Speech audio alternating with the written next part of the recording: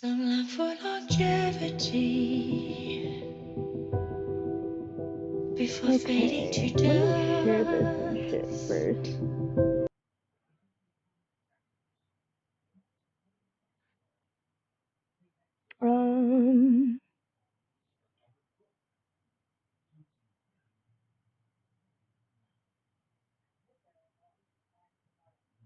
That's what I meant to do. Whoops. Okay. Give me a minute while I do this. My phone is at 70%, by the way. Let me share everything.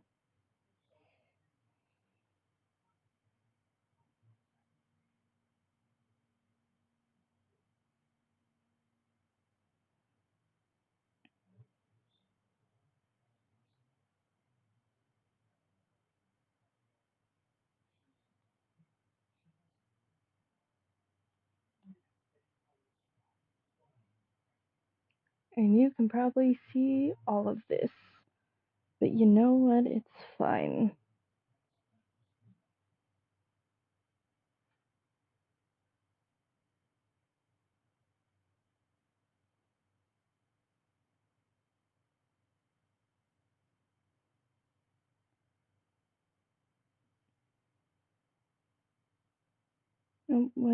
Okay, things are just being weird. We are going to keep going with the main story. No webcam this time, as you can see, because I'm streaming directly from my phone. Into that serenity, their lost time forever buried. She rambled 1,000 times, a million miles, searching for love. Are you here to rest as well? No, I'm actually going to continue the story. So here we are, chapter 5. I don't know if I'll be able to do chapter 6 tonight, but we'll see. I press my thumb down on the lock and Grandma's box opens with a light mechanical click. The lamp on the desk shines over yellowed papers. The ones at the top of the pile appear to contain experimental data with diagrams. Observation log. The subject's heart has been stable for the past 72 hours. Preliminary assessments indicate fusion with the ether core was successful. AC fluctuation test number 1. The energy fluctuation value of the ether core has reached level 2. The subject's heart is stable. AC fluctuation test number 2. The energy fluctuation value of the ether core has reached level 3. The subject's heart is stable. Fusing a protocore with a human heart? Why would Grandma have records about an illegal experiment like this? It's also the first time I've heard of a protocore called an ether core. Could it be related to the one the association's looking for? I jot down the name of the special protocore and continue to read the files. The next few sheets report similar data. The last sheet, however, is handwritten instead of typed. AC fluctuation test number 12. The energy fluctuation value of the ether core has reached level 7. The subject is showing abnormal signs. Warning, stop it! The messy red handwriting ends with 3 startling exclamation marks. This looks like Grandma's handwriting. As I read the documents, a feeling of dread fills the room. Gender female, age 7 to 8, evil Ann Hansen class. There's no name in the subject information category, but there's enough to make an educated guess. Ann Hansen class evil, could this test subject be? Questions and answers interlock like chains in my mind.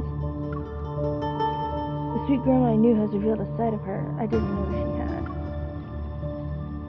Could the test subject in these records be me? As the initial shock subsides, I hesitate for a moment, then pick up the phone call to call the only person who might have an answer. Did something happen? Zane, I need to ask you a question. Sensing the urgency in my voice, Zane's voice also becomes serious. I'm listening. It's about my heart.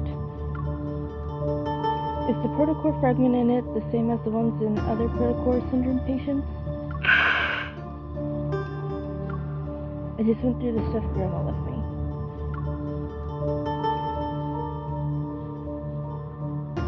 It certainly is a strange protocore fragment. After reviewing your condition, I've tried to find similar cases. So we're going to pause this real quick. I need to see if I can switch this to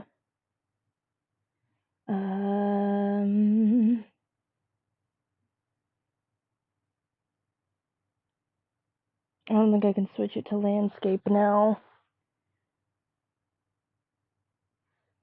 Damn it.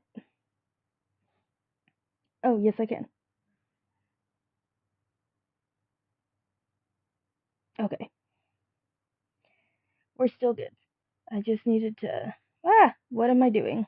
What is happening? Yes.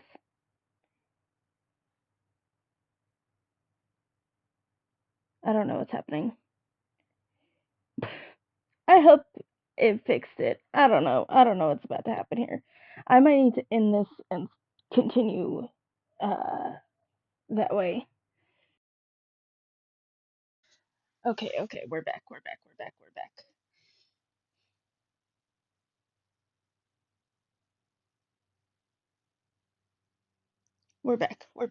back.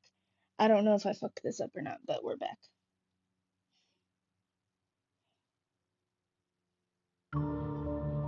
But as far as I'm aware, you are the only one. Is that because it's an ether core? You're my primary care physician. Grandma also entrusted you to give me these papers. She must have had a good reason. It's only been 6 months since she passed. Regardless, aside from its name, I don't know much about it. The fragment in your heart has been there for a long time. Perhaps there's someone who can provide us with information. Do you remember Dr. Noah?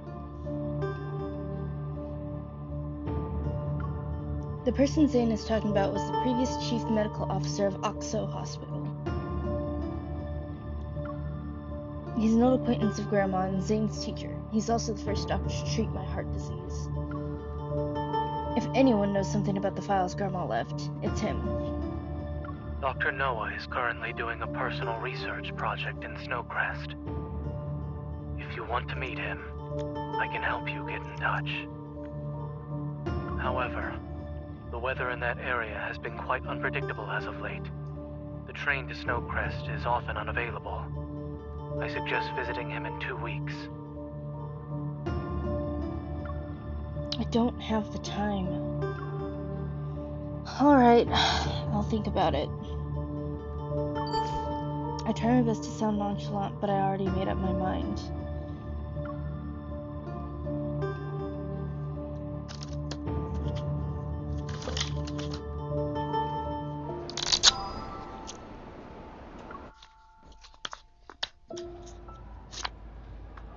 So you're already in the Arctic? Did anyone go with you? Don't worry, I'm just gonna relax at Snowcrest. I'll be back in a few days. Really? That's good. If you kept working so much, they'd need to install an anti-workaholic mechanism in the watch. Have fun on your vacation! Yeah, I'll get some souvenirs for you.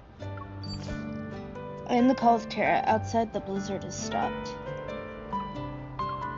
The sky appears more vivid than in other places. The dazzling blue hues cascade past the snow-capped mountains. Ladies and gentlemen, we regret to inform you that the next train to Snowcrest has been cancelled. We apologize for the inconvenience. We're currently in the middle of travel season. After hearing the announcement, the people on the platform dragged their luggage back to the waiting room and grumbled. After getting Dr. Noah's contact from Zane yesterday, I immediately scheduled a meeting for today. Watching the time tick around my phone, I approached the counter, unwilling to give up on my journey. Excuse me, are there other ways to get to Snowcrest besides taking the Boreas Express? We still don't know if the train has been canceled because of the weather or for another reason. For your safety, please wait. 1 cheesecake and 1 croissant, please. Thank you.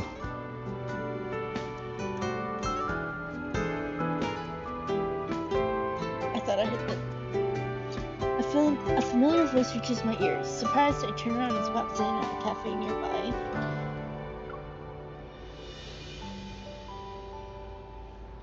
Zane? His fingers pause over the glass display. Zane looks at me, but he doesn't seem surprised. It's you. Yeah, it's me. I immediately regret calling out to him. I try to suppress my guilt and wave at him. I pretend it's just a normal day.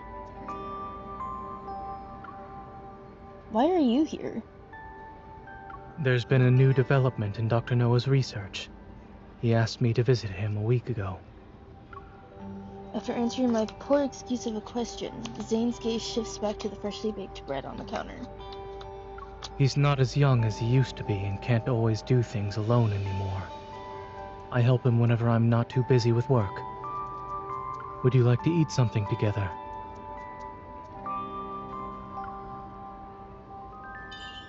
Thanks, I'll get a sandwich then. Sir, the 2 lattes you ordered are ready. Here are to go. As Zane is about to pay, I beat him to it. It's on me since we're both stuck at the station. Why don't we keep each other? I notice the 2 lattes on the counter and suddenly realize there's something off. Why did you get 2 lattes? He mixes off and takes one of the lattes from me. The hot steam shrouds the smile on his face. Did I say we met by chance?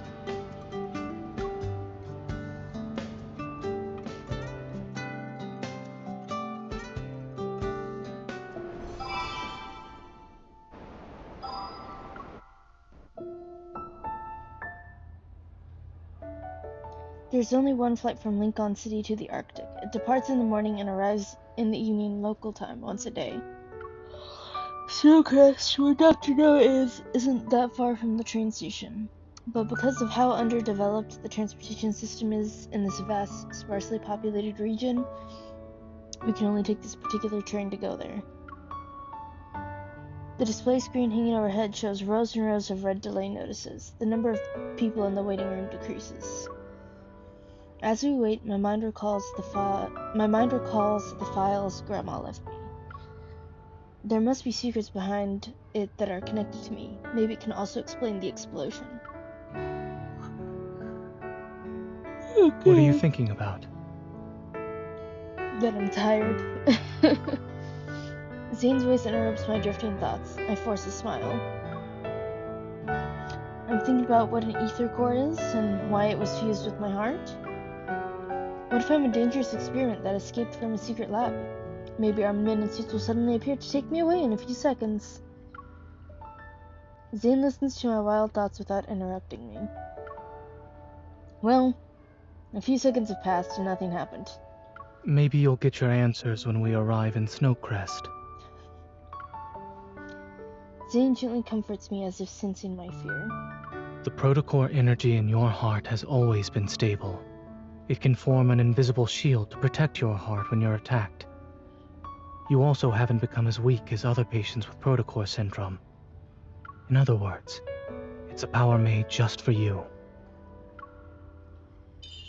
It was made just for me? You won't have to worry about it anytime soon. You'll live for a long time, long enough to find out the truth.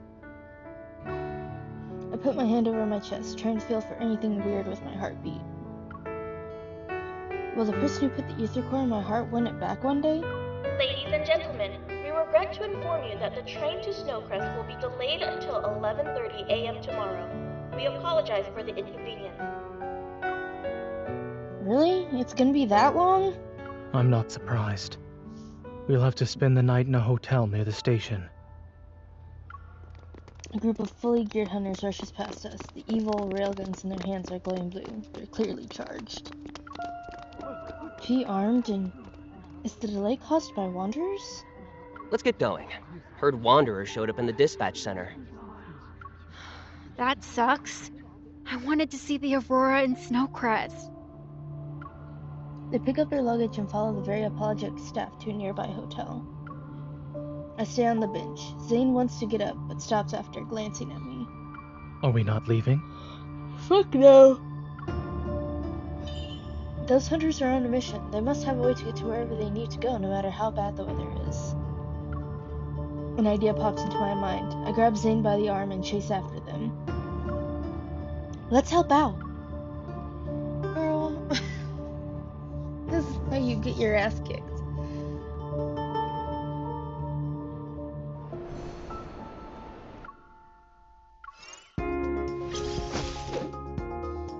Oh god, I can't change anything right here. Okay. I'm gonna have to turn off auto fight. I usually use auto fight. Concentrate.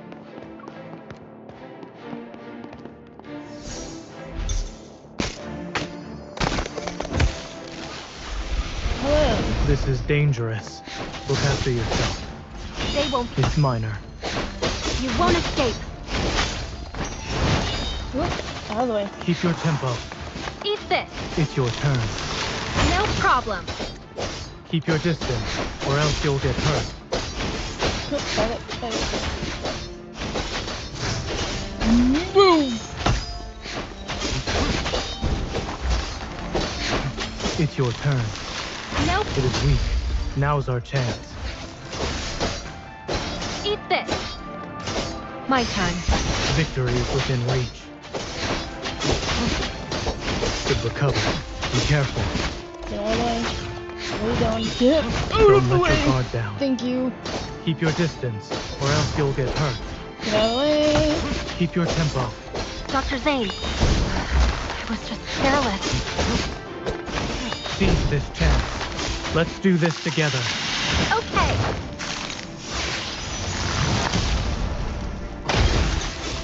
It is falling apart. Get out. Resonate with me. Now, it's your turn. No problem. Nice teamwork. There we go. Perfect. Oh lord. Oh, the 3 fights at the end of this chapter are gonna be a pain in the ass, bro.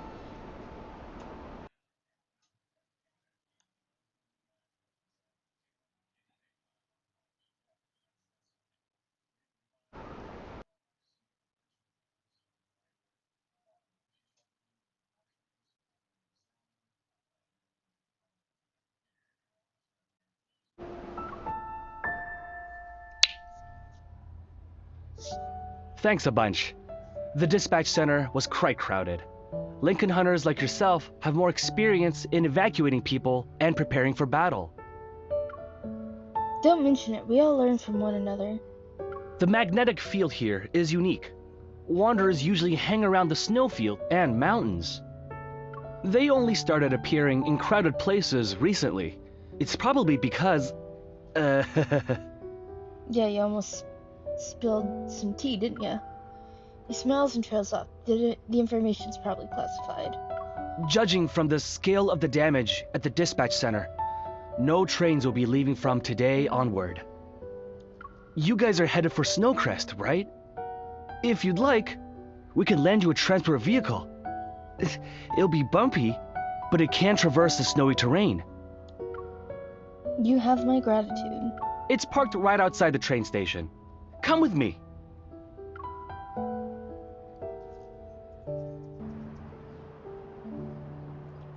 It starts to snow outside. Zane and I stand in the freezing wind. A majestic 4-dog sleigh is in front of us. The dogs are all handsome and have thick fur. Their height's around half an average human's. What do you think? It's a specialty here. Treat it like a tourist experience. Awesome. It's up to you now. My team is leaving. See ya! See ya. Another cold gust blows past us. I look at Zane quietly and smile sheepishly. We won't be able to make it to Snowcrest tonight. Maybe we should just find a hotel nearby.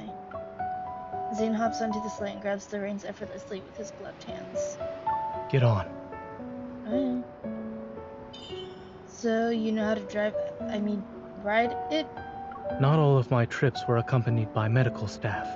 I've ridden these sleighs a few times.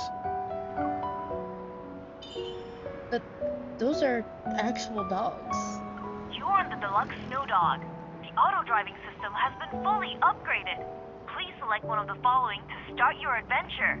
Sightseeing. Full speed ahead. Children-friendly. Full speed ahead. It can talk? I stumble as I board the sleigh and almost fall onto the snow. Zane grabs my arm just in time. In the howling wind, Zane glances at me through his goggles. His voice, muffled by his scarf, carries a hint of mirth. Shall we get going? Please drive safely. That's rich, considering you drove recklessly with him on the motorcycle in like the second chapter. After passing through the vast snowfields, the terrain becomes ever more mountainous. At the end of the horizon is Snowcrest shrouded in dusk. The sleigh dogs start their journey back immediately. I rub my slightly wind-burnt face and walk to Zane. Judging from how well you steered, you're definitely not someone who helps out a few times a year. You're like a local. What did Dr. Noah say? Should we go directly to him, or...? He said he's busy at the moment and can't pick us up in person. But Zane pauses. Curious, I meet his gaze. he's arranged our pickup ride. A snow-white silhouette suddenly appears between us. I love this little creature. What is that?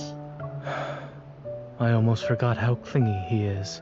I love him. He's adorable. In response, the white creature leaps out from the flower bed and lands on Zane's luggage. Only now do I see it's a little white fox. Zane closes his eyes as if hit by a migraine. When he opens his eyes, his expression returns to normal. You've gained weight, Pi.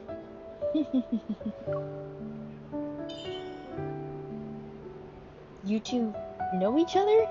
He is Dr. Noah's pickup ride.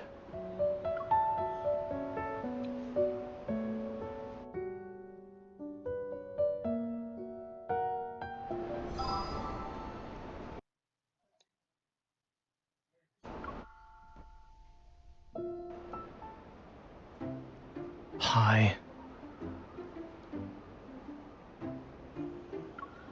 The fox ignores Zane but paws at the canned pet food Zane brought from Lincoln City. In this cold, soulless world where advanced technology reigns supreme, it's surprising to see gluttonous little creatures like you.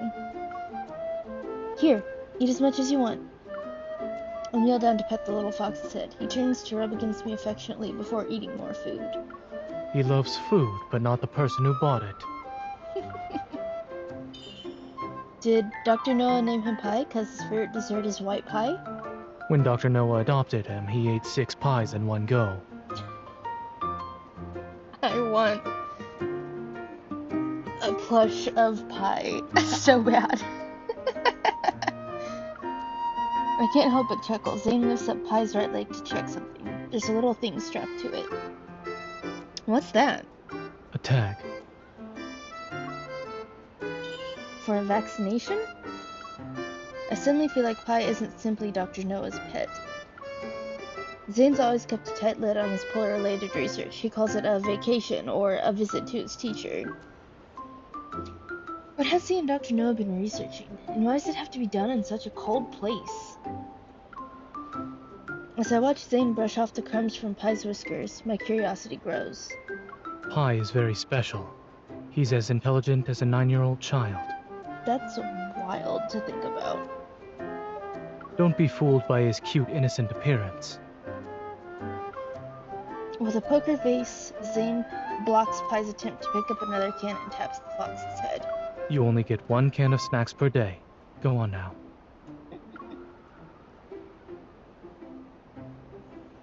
Pie leads us swiftly through the streets. It takes a while, but we finally arrive at the place where Dr. Noah lives.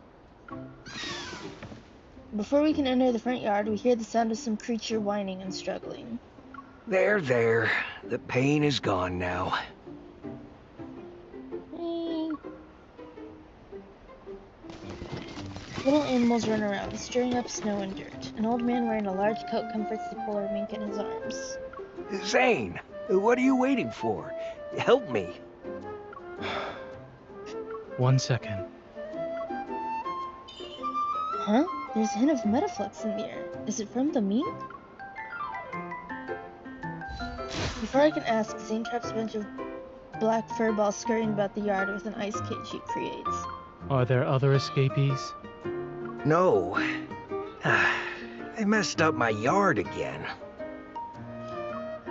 Zane catches another few animals in the same way and puts them back in their cages. Does the antagonist no longer work? Its effectiveness was shortened by a week. It seems the metaflux around this area is increasing again. Oh, hello. Long time no see. Dr. Noah dusts off the snow on his knees, gets up, and walks over with a wide smile on his face. Come on in. It'll be warmer inside. I have hair on my tongue from my dog. There's dog hair everywhere in my room.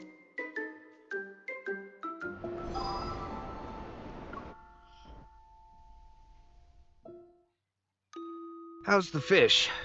It's not much, but I caught it myself. This is the first time I've eaten a very sweet fish. It has a unique flavor. Dr. Noah is very old, so his taste buds don't work anymore. He looks 60. What do you mean he's very old? After dinner, we sit in front of the fireplace together. Having eaten his fill, Pi sleeps between me and Zane. Dr. Noah puts on his spectacles and studies the files I brought. So your grandmother told you everything? Kind of. All she left me was this box of files. The rest I can only speculate. Is the protocore in my heart really an ether core? And was it placed there on purpose? I don't know why or how the process was done, but in regards to the protocore, even a minimally invasive surgery can leave behind traces. Dr. Noah looks up at me with expectant eyes. If I had to guess, it might be your innate strength. How can that... There are countless, seemingly impossible hypotheses behind every scientific conclusion. Yep. Before the Evol gene emerged, no one believed they could wield the power of nature. But all the experiments have a purpose. What could the ether core in my heart possibly prove? What were they trying to prove? The old man laughs dryly and shakes his head. Why do you think people want to go inside the deep space tunnel? Some things are attractive by simply existing. Unraveling the unknown is a purpose in and of itself. Yep. Some are willing to do anything to achieve their goals. So, don't let anyone know about your ether core. While I haven't told everyone, Grandma is... I try to suppress the pain in my heart and compose myself. The person responsible for this will find me sooner or later. That's why I need to know what makes the ether core so special. You say there are people willing to do anything to achieve their goals? Who, exactly? Ether was originally something philosophers came up with. The fifth element, so to speak. No one can prove or disprove ether exists. Maybe that's the reason your grandmother called it ether. A mysterious energy that surpasses the other protocores. Anyone who knows about it will desire it. And anyone who has it will pay the price. The ether core is at the center of an intricate web. What happened to my family is just one thread of it. As if sensing my thoughts, Dr. Noah gently pats me on the shoulder. Don't worry about it too much. They shouldn't be able to find you anytime soon. The amount of energy in your heart right now is far less than what the experimental data shows. It's possible an accident occurred in the final experiment, which reduced the ether core's power. Reduce the power? I'm just guessing. This is beyond my field of expertise. Who else knows about the experiments? To better understand your heart's condition, I tried to contact those researchers privately. but most had either died or disappeared. It'd be hard to find any of them today. I do recall your grandmother mentioning one had run away to, N109 zone. They joined Anna Kindness. Anna Kindness? I didn't expect to hear that name from him, but after giving it some thought, it makes sense. Their fellow researchers started dying or disappearing soon after that.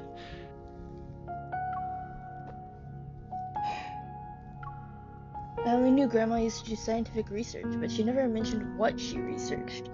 Our home also didn't have any hints about her past. Dr. Noah, I have one last question about Grandma. Was she the person who put the ether core in my heart? I don't know. I know very little about your grandmother. But not everyone is lucky enough to do what's right in the beginning. We can only hope we'd have the chance to turn it into something we won't regret.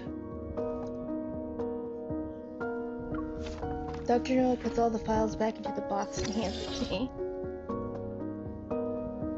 Maybe this is the choice she made.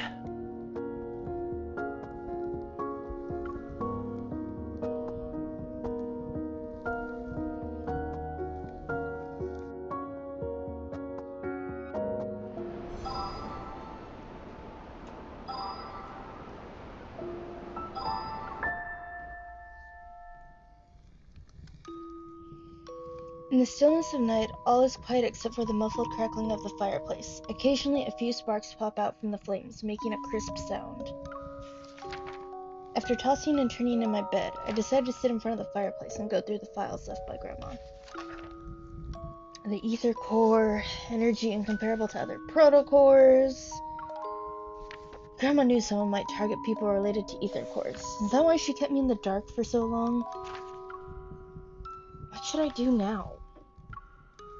While my mind is a tangled mess, I hear a rhythmic tapping sound from French windows. As I turn, I see Zane standing there with a thin layer of snow on his hair. The Aurora?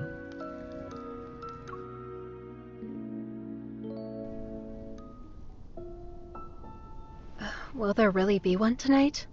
The weather forecast predicted heavy snowfall with cloudy skies, and the KP index is low. It's unlikely we'll see an aurora. Then why did you... When visiting for the first time, an aurora is required to make the trip worthwhile. Look, the snow has stopped. He says, and it's still Only snowing. at the very end will someone know if there is a watershed moment. Until the very end. Yet, Grandma and those researchers... They... But there are people who persist until the very end, only to be defeated. I meant the aurora. Same. Sure you did. What's that over there? Mount Eternal. Oh. I remember. It had an anomalous protofield a few years back. Dr. Noah chose to live here in the Arctic. For your research project, right? Not necessarily. My friend sacrificed himself during the protofield anomaly that took place here. Oh, I see. I'm sorry. Why are you apologizing?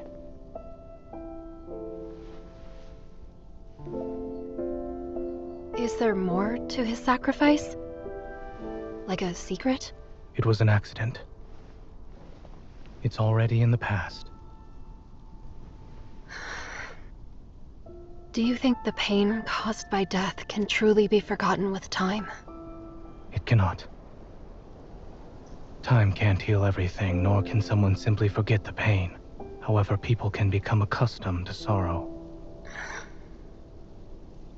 But time has helped you and Dr. Noah find things worth living for, hasn't it? The Aurora. Gorgeous. You're right. An aurora is required to make an Arctic trip worthwhile. It's a shame we can only enjoy it for a few moments.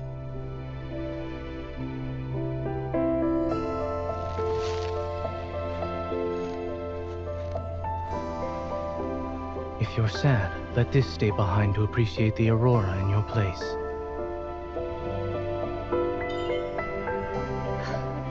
Is that snowman supposed to be me? Are you going to stay in Snowcrest for a while longer?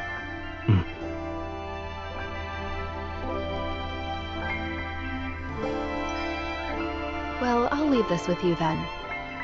Will the snowman remind you of me? No. However, when I do think of you, I'll just call. To give me more doctor's orders? You're a very dedicated physician. After you leave here and return home, you'll likely be quite busy. Yeah. Busy learning about the secrets of the Ether Core and Anakinus. Let's hope that both of us can find the truth we seek.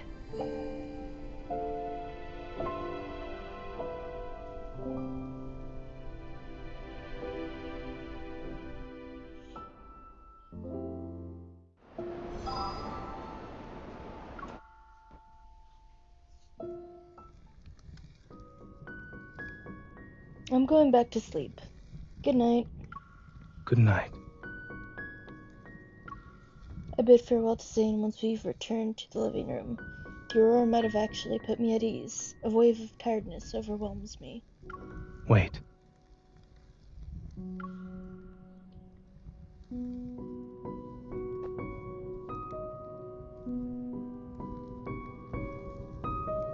He picks up the documents scattered on the sofa, then he quickly organizes them and hands them to me. Here. These documents contain information about the energy in your heart and its connection to the Ether Core. If they're leaked, you might become Anakinus' next target. I know. But why would they kill researchers who worked with an Ether Core? Do they want to keep its existence a secret? Perhaps they don't want anyone else to get their hands on it, as they try to obtain one for themselves.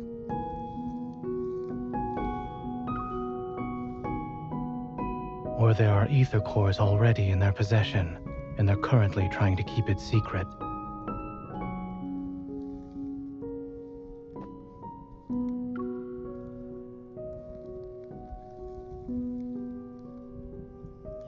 I pause for a moment and then grab the documents from Zane's hand. What is it?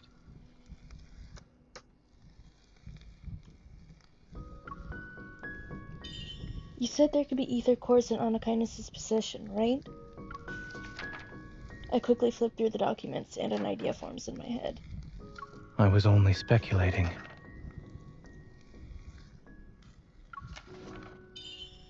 No, you might be onto something. Found it. Energy at rest 3021.7 EV. This is my heart's minimum energy output value that corresponds to the ground state of the Ether Core. It dawns on me. I lift my arm and use the Hunter's Watch to look through the database. On that protocore I found in the no-hunt zone.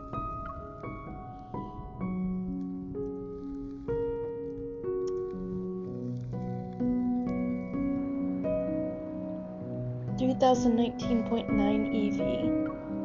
The protocurve of that protocore and the energy value in its ground state is close to the energy value of the Ether Core in my heart. Meanwhile, the energy value for ordinary protocores is around 2500 EV. This can't be a coincidence. The protocore is a result of Anakinus using an Ether Core to modify it. As Dr. Noah said, the Ether Cores could already be in Anakinus' hands.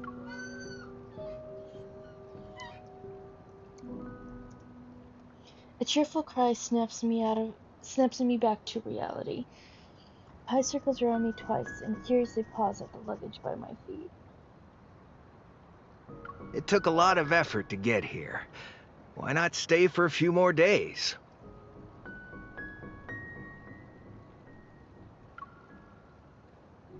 Thank you, but I want to go back home and double check something.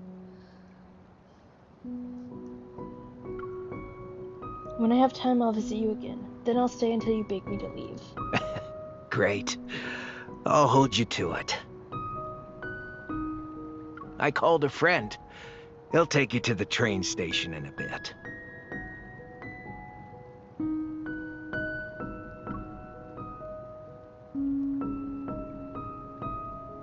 Pi.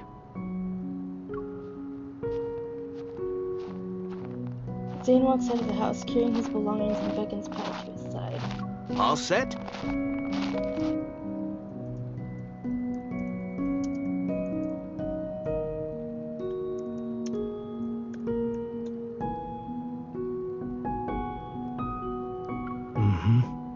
It's freezing. Please go back inside. Pi will be my guide.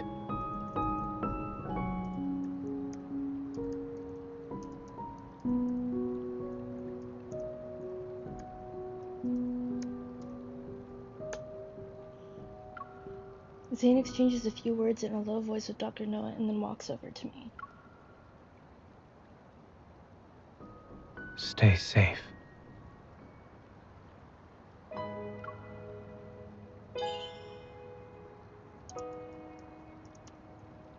You really aren't coming with me? What? Did you think I was joking when I said I was here on business?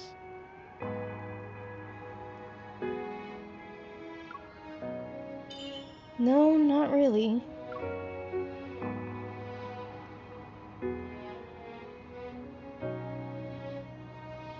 I shift my gaze, the distant snowy mountain, and a deep slipper.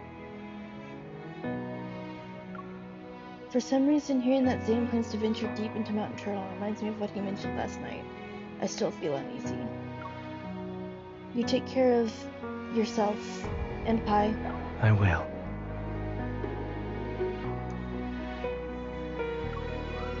Pi barks twice at the entrance and Zane nods to Dr. Noah before turning around and leaving.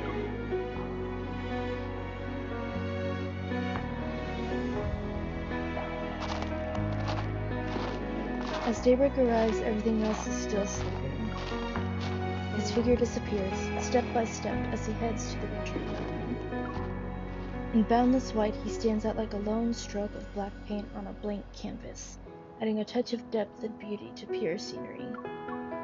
I blink and notice my vision has become slightly blurry. I rub my eyes and see tiny snowflakes. It's snowing again.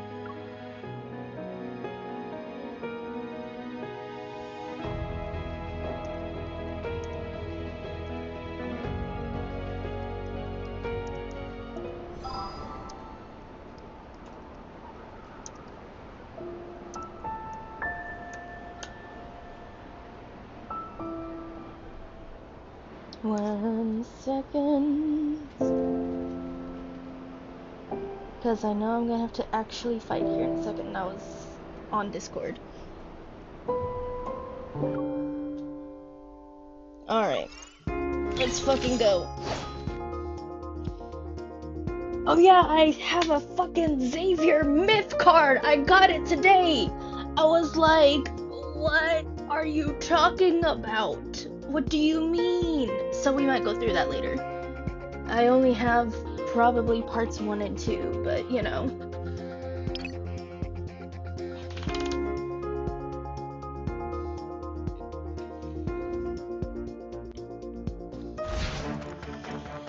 Okay. A wooden sword should be enough for something like this. This one might be a handful. Be careful. Do you remember the techniques from your swordsmanship class? Of course. Time to test them out. You won't escape. Dodge. Pay attention to its movement. Keep up the momentum. Out of the way! Holy fuck. Light, shine down upon me. Here I come. Not get the I'll fuck forge out a of new my sword way. with your full required. Leave me You alone! can resonate now. It's time. The enemies are weak. Now's our chance. Aim. Go back to the pit you came from. Be careful not to get hit. I was just careless. Are you alright? I'm fine, Xavier. Light, shine down upon me. Here I come. Watch out.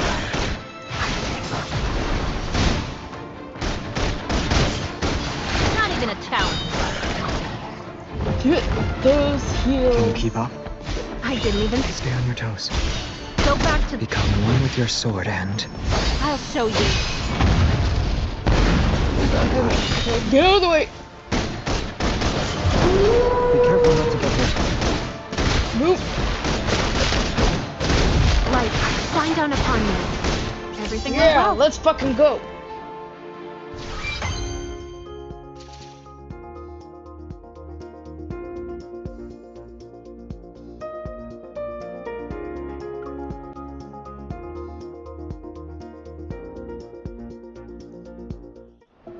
Oh. Okay. Alright. We'll have to do this again here in a second. Whew. Okay.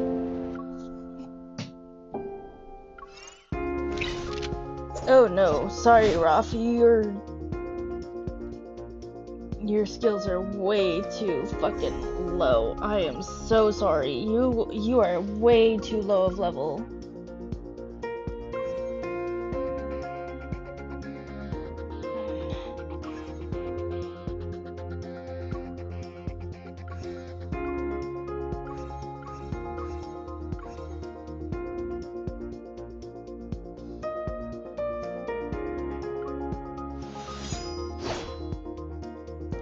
Oh, my dog just stepped on my leg.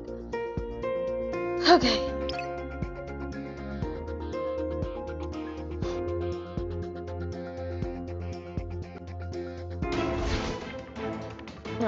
This is the perfect opportunity to see if my swordsmanship has improved. Step back. I'm getting the hang of it. It was just a scratch. Time to get serious. Xavier! I'll feel the fatal blow. Eat this! Give me those heels, son of a bitch! Okay. My sword is going to get another notch. Which means I'm getting stronger. Defense is kind of an offense too, right? It's time. Here we go. Be careful not to get hit.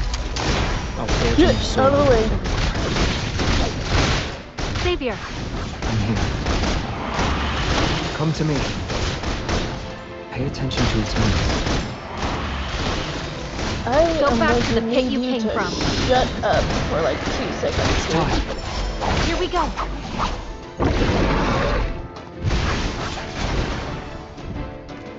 It seems to have changed its moves. Become one with your sword and... I'll show you.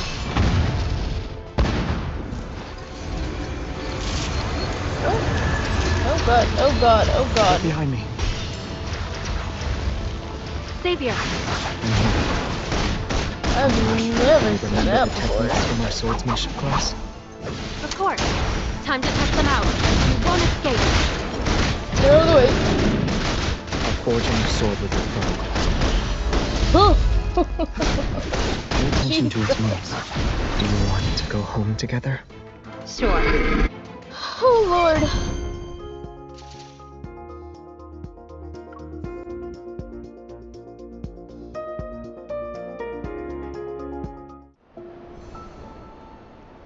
Okay.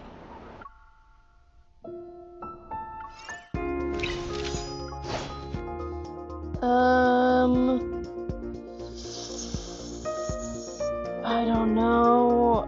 We can try with the auto-equip, but there's 3 very low-leveled cards. Maybe we'll make it. This thing also tends to be better with the sword, from what I've seen.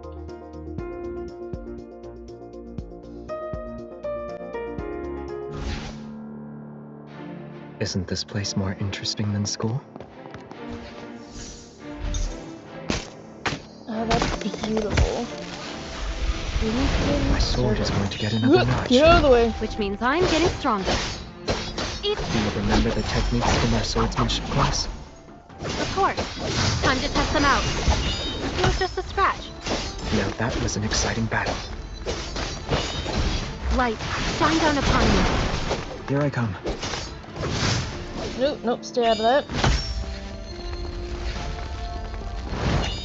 Defense is kind of an offense too, right?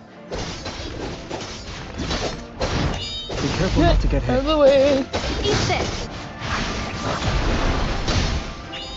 Hit. I'm not afraid. Do you remember the techniques? The enemies are weak. Now's our chance. Xavier. I'm here. Keep up the momentum. Watch out, it's getting back up. Become one with your sword and... I'll show you. Are we gonna manage this?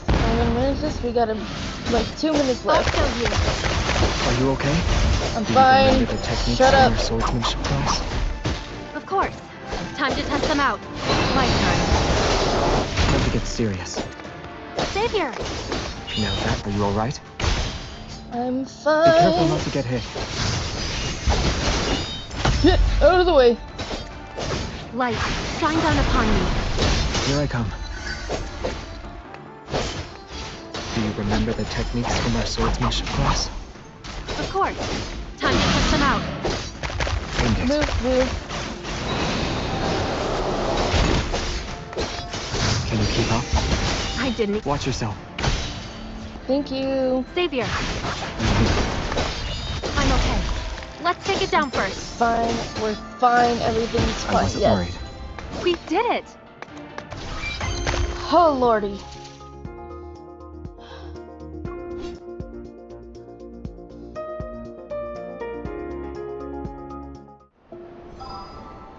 Okay, I can go to chapter 6. Cool. I wasn't sure if I was gonna be able to or not. I have notifications on Discord. Okay, it's servers I don't interact in. So we are not too bothered. Okay. Let's keep going, shall we? Okay.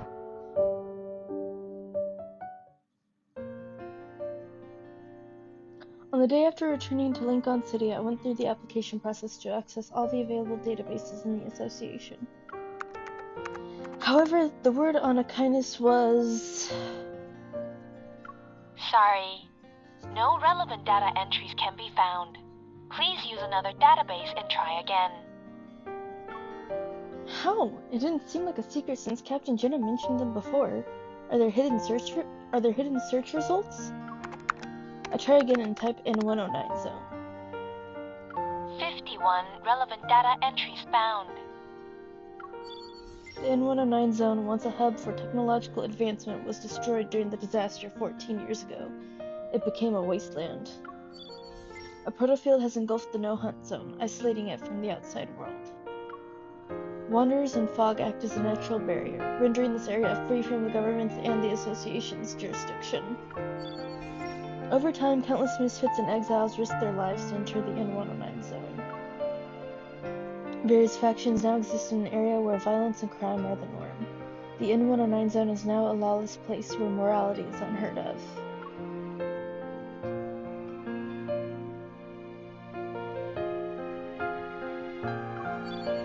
Text continues to appear on the screen as I quickly skim. My disappointment only grows.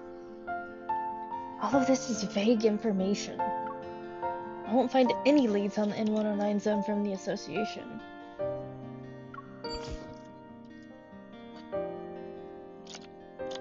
I sigh and end my search. Suddenly, Tara's face appears in front of me. Hey! So, how was Snowcrest? Did you have fun? Tara! I grabbed the souvenir I brought back. The aurora was amazing. The mountains were beautiful, and there was this... You actually remembered? Yeah. She happily accepts the souvenir and then leans in. I noticed you were looking into the N109 zone. Got a new mission already? That's a place even veteran hunters won't touch. Shouldn't Captain Jenna be extra prepared before heading in? The fewer people involved with Anakaina's in District N109, the better. I hesitate for a moment, then beat around the bush. I was just curious. Even if Captain Jenna gave me the mission in person, I wouldn't accept it. I see. But I heard the people in the N109 zone are too busy cleaning up their own mess. They won't be causing trouble anytime soon. What do you mean? About a month ago, not long after our last mission ended, there was quite a spectacle in the N109 zone. Numerous deals were being made on the black market. A whole bunch of protocors were all cleaned out without a trace. And you know how the black market runs. Weapon augmentations, human experiments, medical research. They rely on protocors. Who did it? No one knows. But according to the rumors... It's Lumiere. I know who Lumiere is. A chair slides into the space between Tara and me. Nero, when did you get in here? Lumiere? Yeah. Aside from him, nobody can just go in and out of the N109 zone. He pushes up his glasses, a glint of excitement flashing in his eyes. Don't you know who he is? He's a mysterious hunter who appeared during the disaster 14 years ago. He was the first person to successfully kill a Wanderer.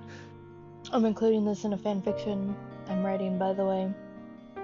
The Wanderer was really stunning. I mean, formidable. It's known as a... Tezcatlipoca? I know Lumiere. And it's possible we met before. Although my memory's a bit fuzzy, I still remember that rust-red rain. I could only see the shadow of a wanderer, but then a beam of light saved me. Still, I have no idea who protected me. But Lumiere hasn't shown up in ages. He's just an urban legend now. To enter the N109 zone just for protocors? Are you sure it's him? 99.9% sure. I heard that after he left the black market, he was on one of N109 zone's skyscrapers, destroying protocors like he was setting off fireworks. Only he would be bold enough to provoke everyone in the N109 zone. Destroying protocors? It almost reminds me of... Yeah? It sucks that Lumiere's whereabouts are always shrouded in mystery. If we found him, wouldn't places like the N109 zone be under our control? To find Lumiere... Tara's lighthearted joke gives me an idea.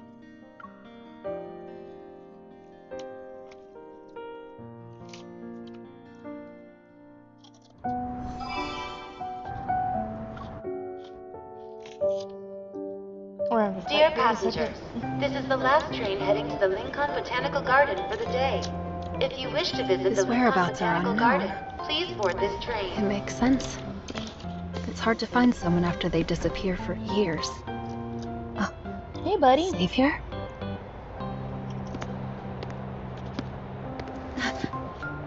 Oh no. That was close. You. Don't get the wrong idea. I just... I'm sorry. Oh no, I didn't get a screenshot in time. Damn.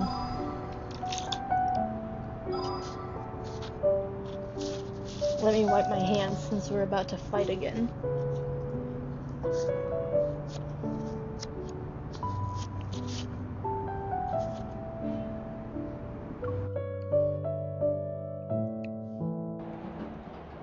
This is the last train of the Huh. day. Passengers who wish to Now that I depart, think about please it. be aware. I haven't seen Xavier in over a month. A lot of things have happened since then.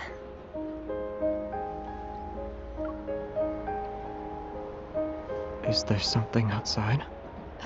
No, I never thought I'd bump into you on the subway. same. Now I'm worried about what will happen next. Please don't say we're about to find ourselves in some crisis. You won't, right? Sorry, but there is a crisis. I'm really hungry, and all the stores are closed. Maybe it's because Wanderers have been more active lately. Anyway, why are you just going home now? I was thinking about stuff, got distracted, and missed a bunch of trains. Try not to ponder while in dangerous places next time. What? Wait, this train isn't going to eat me alive, is it? Haven't you heard of the urban legend? After midnight, an empty train will appear. Anyone unlucky enough to ride it will be dragged into the depths of the abyss. Uh-huh. It will be midnight in 30 seconds. If we don't get off here, we'll be trapped in the abyss. Alright, should I choose the first option or the second option? I know what I normally do, but I want to see what y'all say.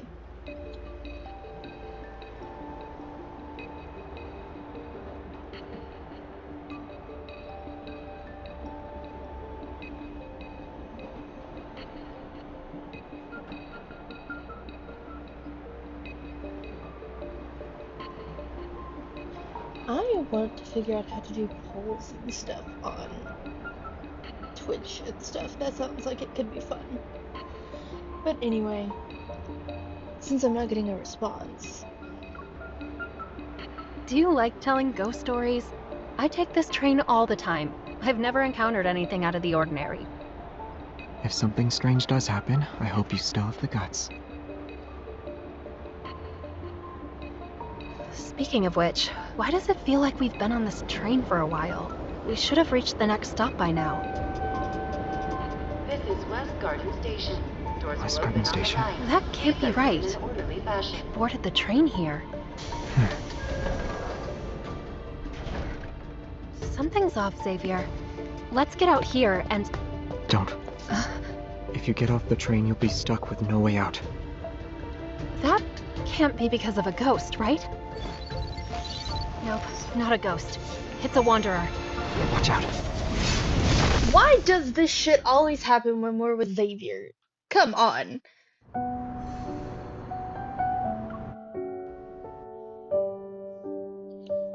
Nope, not a ghost. It's a wanderer. Watch out.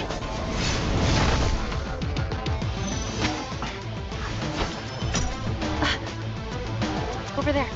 Xavier, the wanderer is hiding in the glass. Not that side.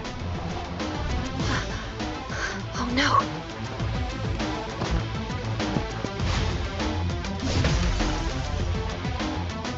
You okay? I'm fine. I'm not hurt.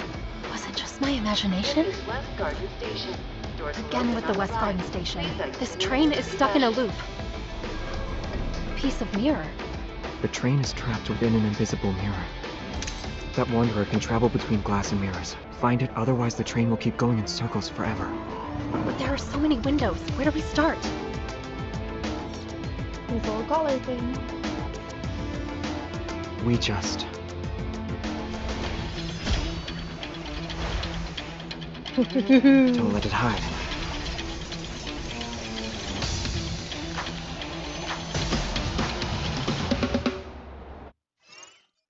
Let's fucking go.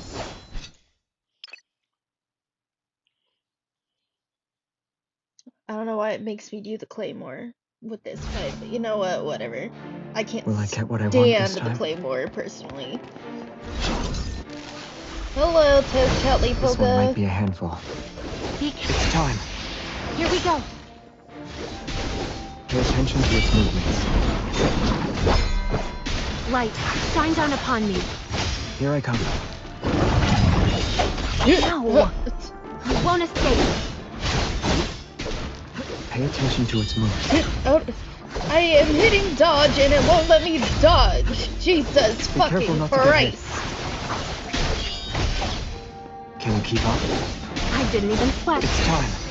Here we The go. enemies are weak. Now's our chance. Bring it on.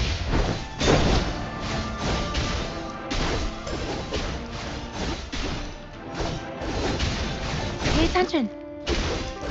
Watch out. God, the Claymores Not even the a scratch. fucking worst. Light, I'm shine sorry. down upon me. I'm sorry, Here I if come. you like the won't escape. Claymore, Can you keep cool, up? good for I you. didn't I even can't sweat. fucking stand it. Keep up the momentum. It's time. Here we go. Xavier, Let's move. I won't lose to you.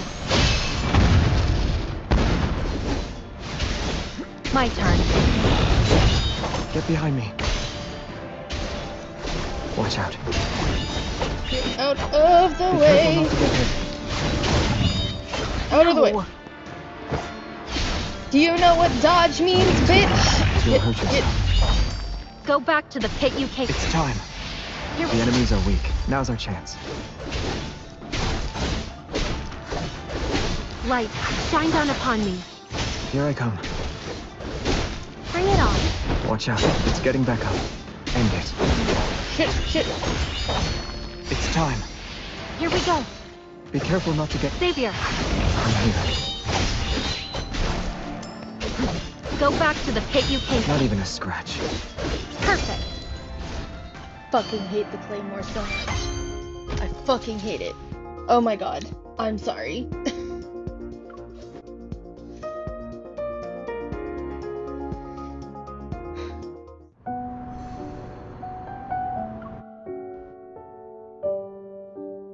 Dear passengers, Is the flux nexus train related to the reached its appearance final of Test stop, Hadley Polka? and the station will now be closing. We ask all those who have yet to leave Oh, to do so as soon as all possible. the windows are We broken. look forward to seeing Yep. you again. It's just that I wanted us to look for it carefully. I didn't expect you to. What can I say? I was exhausted. But yeah, it wasn't a good plan. It's okay. I also feel responsible. We'll bear the consequences together. Xavier?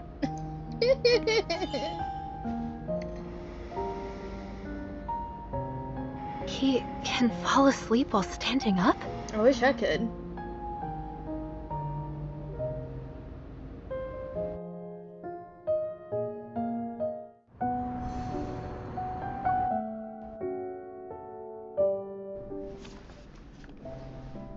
Fighting while exhausted and hungry? You're the most dedicated hunter I've seen.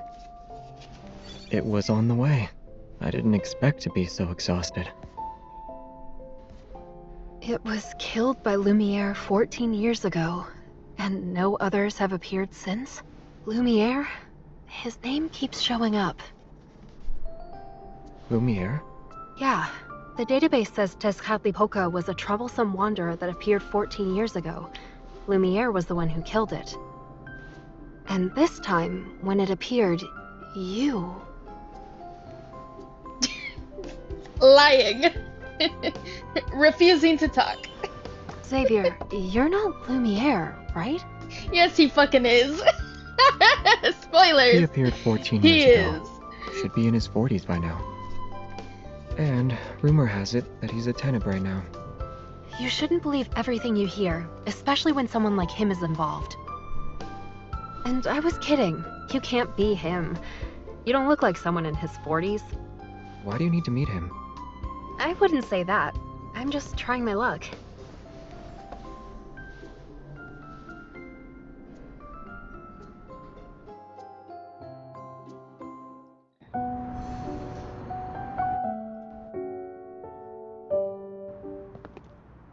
Only one to walk out of the N109 zone unscathed.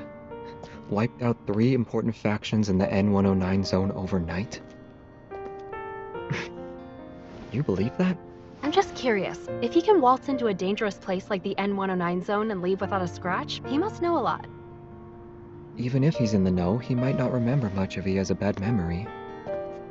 But the more important thing here is... Sound Are you familiar? interested in him or the N109 zone? Yes. Did you forget what Captain Jenna said?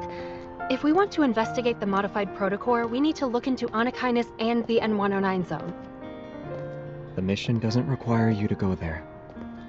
I wasn't planning to. I thought I'd take a quick peek. Really? I'm well aware it's an area you can't just visit because you feel like it.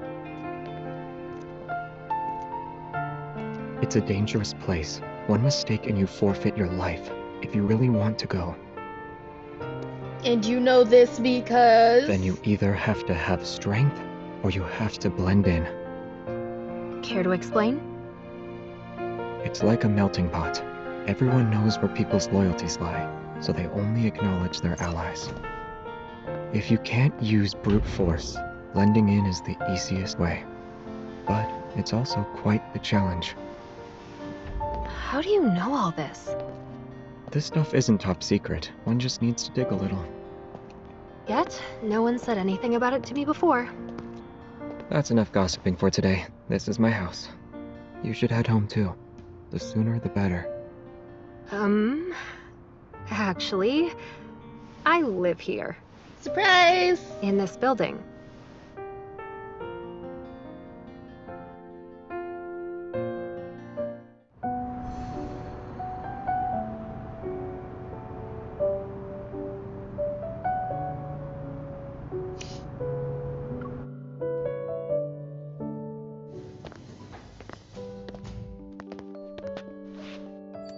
Never would have expected this. Xavier lives on the floor above me. The rabbit. It's not surprising. A lot of hunters live around here. But the fact that we're only separated by a floor is a bit too coincidental. Actually, I moved in over 6 months ago, so that makes you more suspicious compared to me. Okay, but you know an awful lot about the N109 zone. Are you sure you're not the suspicious one here? Well, what about you? Huh? Is your interest in the N109 zone only related to the modified protocore? Okay, yeah, I do want to go. There's something I need to do there. Could you give me some more info? If it's not too much trouble, of course. Is that a yes? Or... If you're so curious, we can meet up tomorrow. Really?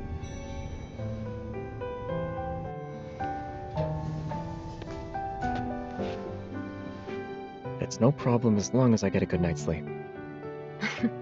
I thought you'd be wide awake right now. Great. Well, thanks in advance. Good night.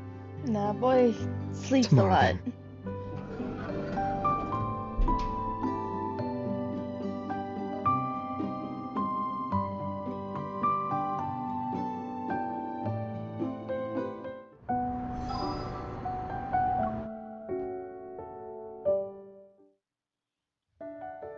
Outside, a flock of birds flies over the apartment, like a cloud of ink spilling onto the sky. It's 11 a.m. now. Xavier should already be awake, right? Worried that he isn't, I pace back and forth for another hour. Then, feeling antsy, I immediately head upstairs. Even when I'm outside Unit 602, I still can't believe Xavier is basically my neighbor.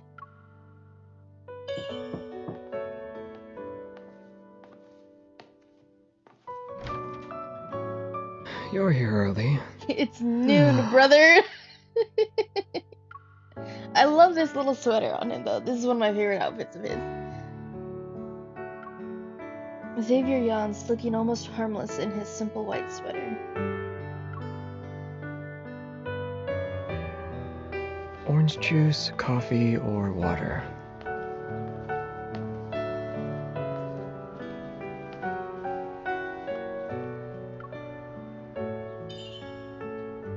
Huh?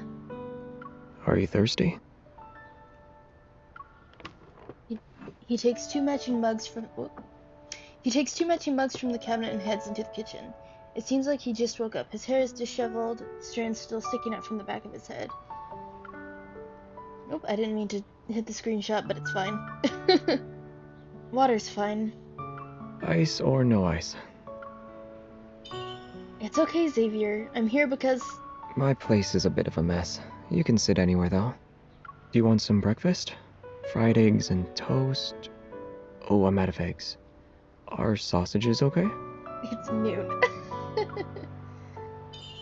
Thank you, but I'm not hungry. Also, it's noon. I scoot to the edge of the couch, eager to get down to business. Let's get down to business. I spent all night thinking that you and Lumiere are definitely connected. They're the same person. Ever since we met, you've been constantly looking for something. You just destroy protocores as if they're nothing when hunters know how important they are. You can kill a wanderer that even a group of hunters would struggle against. Not to mention the gossip you heard about the N109 zone is more in-depth than the info in the association's databases. At that abandoned research base and in No Hunt Zone 7, maybe your goal aligns with mine as well as Hanakainus's. Xavier looks at me quietly, then flashes a faint smile. So, are you here to confirm my connection to Lumiere? Or are you here for something in the N109 zone?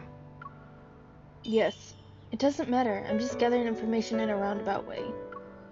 I'd really appreciate it if you could give me some ideas.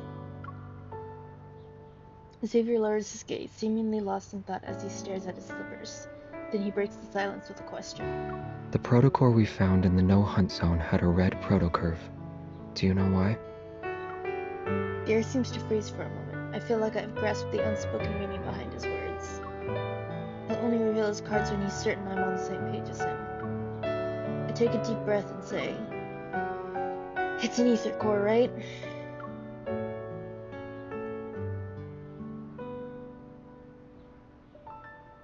"Yes, ma'am, it is."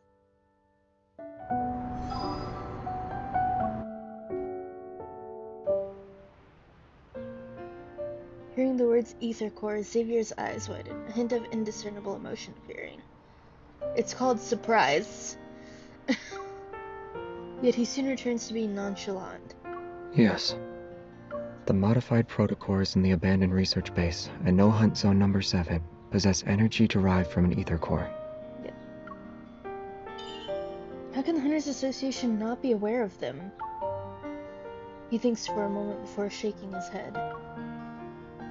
They aren't for now. The Hunters Association only knows it holds powerful energy, but they don't have the means to analyze it.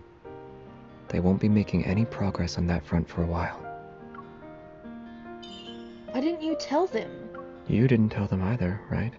He's got a point. He remains calm as he avoids answering my question. Everyone has secrets, and their reasons for doing things. Regardless, I won't be your enemy. Sorry, I have my Sony, big headphones on. Because my earbuds aren't charging. So occasionally I'm gonna have to, readjust my headphones. And it appears you have more secrets than me.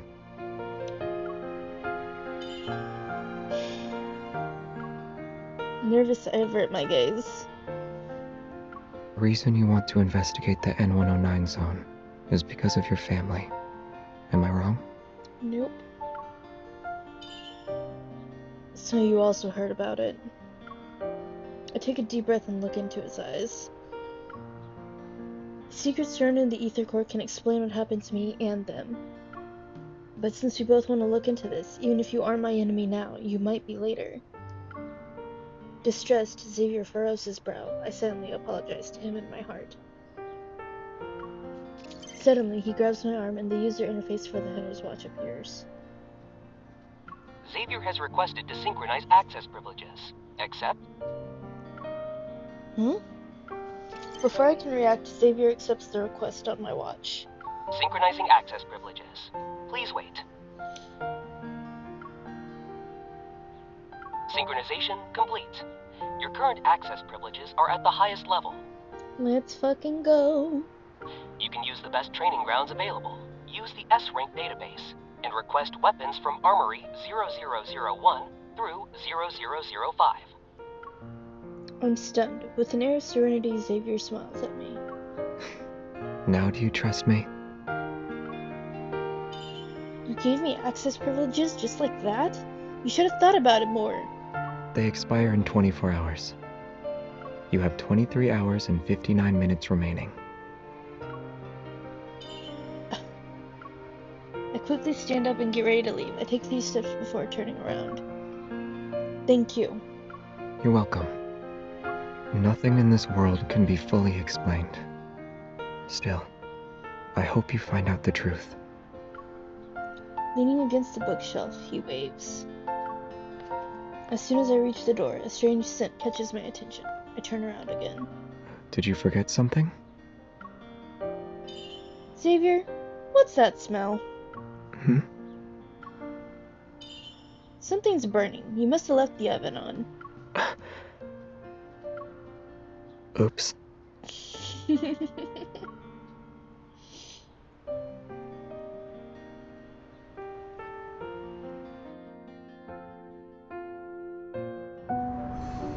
Alright, fight time.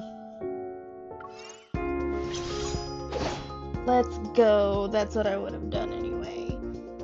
We are so... Hold on. What are we fighting? I don't know what we're fighting. I'm gonna use the wand, just in case. Let's go.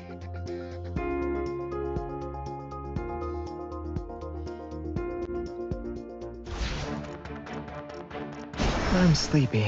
Let's get this over with.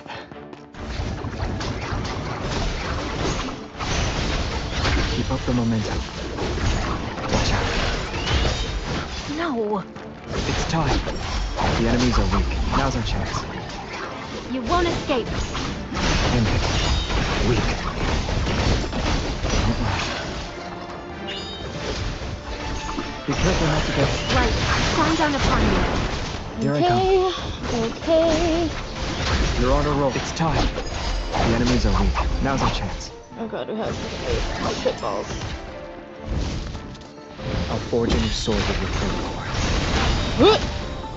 Go back to the pit you came from. Watch out. Get out of the way! Xavier, I'm here. Don't get too close. You'll hurt yourself. Time to get serious. Xavier! Bring it on.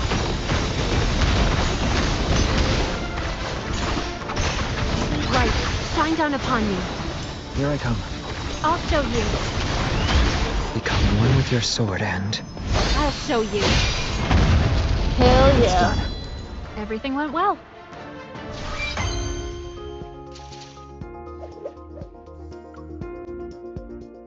Hell yeah. I think there's 2 more fights I gotta do. Yep, okay. Oh, one thing got switched, that's fine.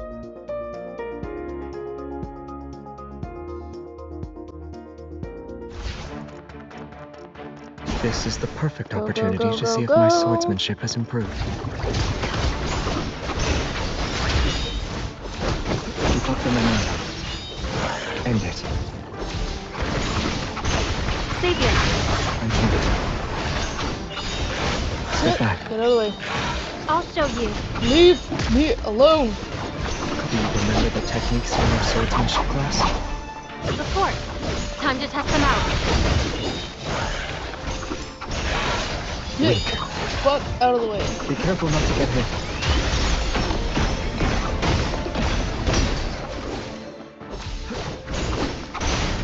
Not even a challenge. It's time. Here we go. Xavier, Done. Oh, there's another way. Now Shit. that was an exciting battle. bring it on. Eat this. Don't get too close. You'll hurt yourself. It's time. The enemies are weak. Now's our chance. Be careful not to get hit. Become one with your sword and... I'll show you. You're on a roll. Bring it on. Come to me.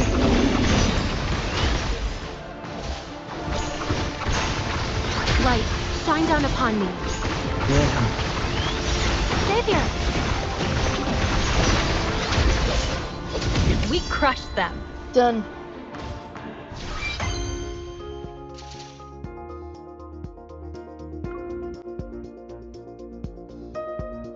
Hell yeah.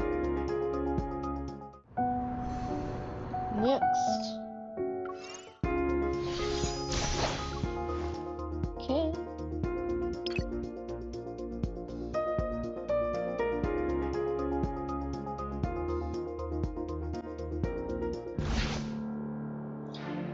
wooden sword should be enough for something like this. Let's make this quick. Okay, It's time. here we go. Keep up the momentum. No. I'll feel the fatal blow. You're on a roll. Light, shine down upon me. Here I come. I am not afraid.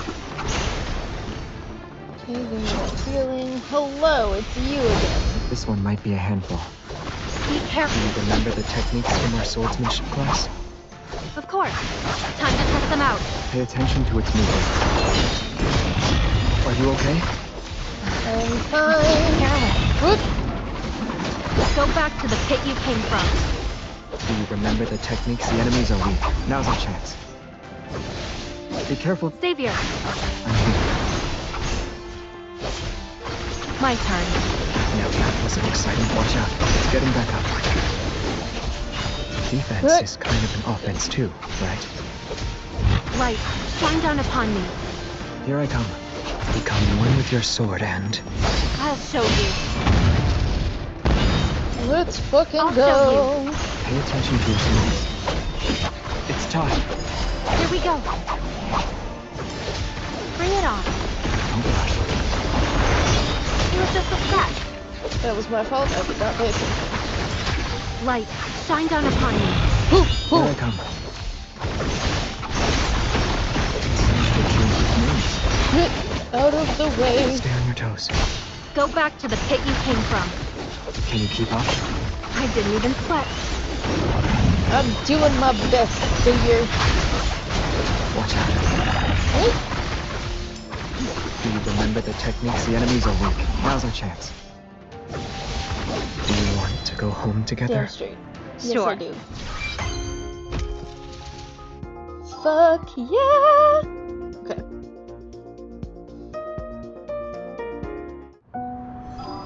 Okay, so that's locked until level 46. Oh. Later. Okay. Let's do some claiming. Oh.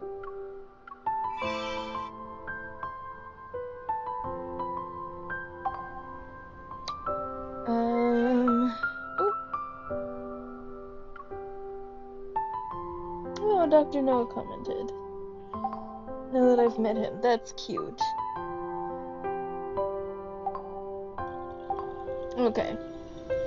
So, like I said, I have one of his myths. I noticed it earlier. I was like, what the fuck do you mean? And I started reading it and I was like, no, I should do this on stream. So, we're gonna do probably the first 2 chapters of this because I don't have him unlocked, leveled up enough to do all of them. I only have, the one.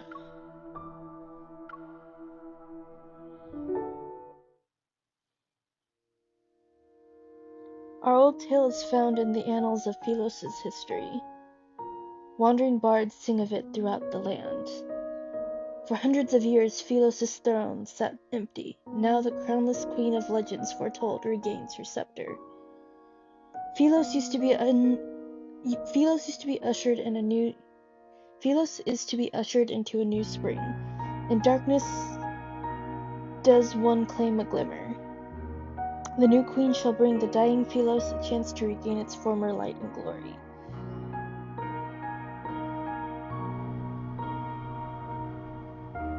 I sit on my cold throne. At the bottom of the steps is my grandest knight, Xavier. A queen's coronation ceremony should be a day of bliss, yet he chose today to bid me farewell. Are you not afraid the backtrackers suspect you betrayed them for a private audience? They are aware. As a knight, it is my duty to attend to your majesty. Are you truly leaving? The spaceship is ready. Your trip is one of danger and uncertainty. Our safety is assured so long as your majesty doesn't call our steel into battle. Your Majesty, he addresses me with a cool indifference. Actually, Xavier hasn't addressed me with my name for years. And now, seeing him stand, I realize it's been some time since I've gotten a good look at him. You've already made up your mind. In that case, I rise from my throne and walk down the steps. I will tell the citizens. I stand before Xavier. The grandest knight perished in battle. I shall give him the highest honor. He smiles at me. Your Majesty has my gratitude. The wind sweeps into the room, the tassel with a star-shaped charm swaying on his sword. Nightfall obscures the tassel, but I've seen it in my mind's eye many a time. You still have that. Xavier's thumb brushes against the hilt of his sword. Yes, I do. I remember the first time I asked him about it, long, long ago. We were but students at Astria Night Academy.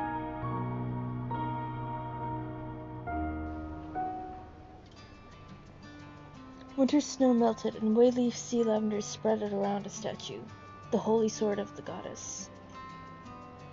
After hearing the Star Hunters returned from their space expedition, I rushed out of my dorm and sprinted down Astroscience Avenue to the monument. Students huddled in small groups, listening to Vice Captain Jeremiah brag about his adventures. Jeremiah, where's Xavier? Looking for our princely prefect, are you? He checked his surroundings and scratched his head. Strange. He was here earlier. I turned to look at the looming clock tower. I know where he is. Must be at a secret hiding spot again. I run to the clock tower, ignoring the shouts behind me. Don't bother him. He's injured, near death's door, I'd say.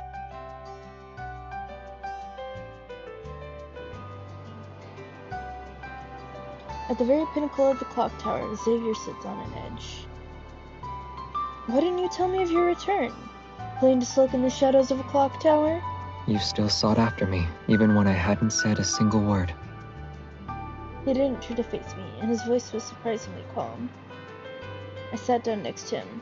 I watched as he reattached a tassel with a star-shaped charm to the hilt of his sword. He must have been staring at it again. What's wrong? Did someone tease you? I looked away. Yes, you. Jeremiah said you were on death's door. I was somewhat concerned. But here you are, hale and whole. I can be on death's door and you would only be somewhat worried. I see. I won't even bother fretting over you next time. Xavier chuckled. Well, I was worried you desired revenge. Only an arm and a leg would suffice. If you are genuinely worried, then don't keep us in the dark. And you owe me. A month ago we had a break from our studies in the winter. The Wanderer attacks became more frequent on Philos. All students were to report their whereabouts to the academy. Xavier was the only one who did no such thing. A day after our winter vacation started, he quietly boarded the spaceship for the Star Hunter expedition and disappeared into the starry sea.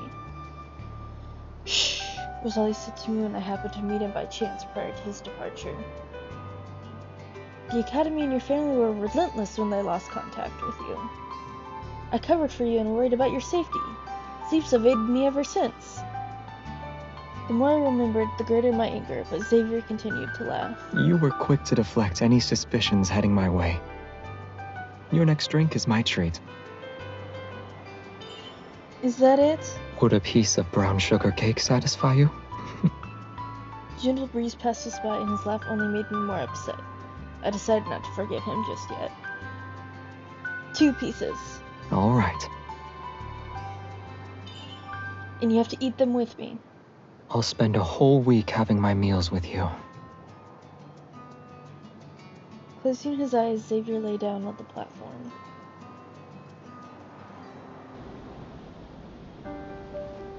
Oh, I saw that this is the Kindle theme. At least in this first part.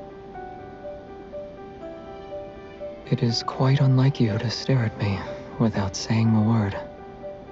breeze is delightful. Won't you join me?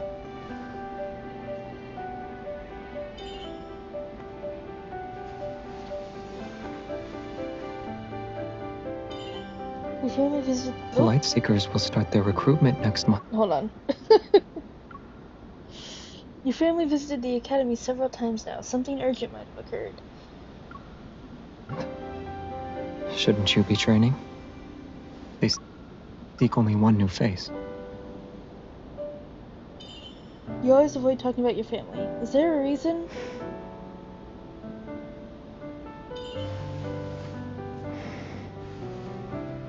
They say you have someone on your mind.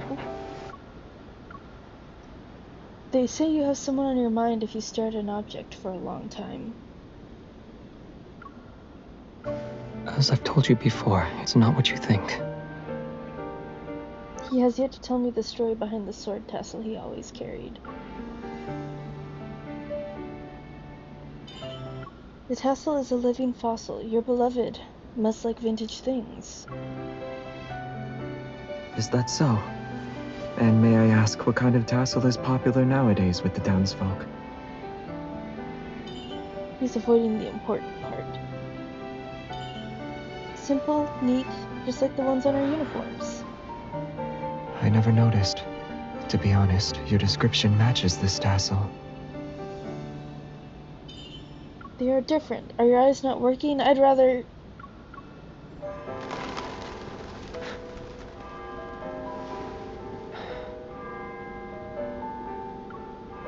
Whoop.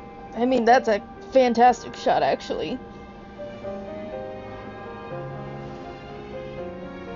And what were you about to say? I'm heading... Whoop. I'm heading to class now.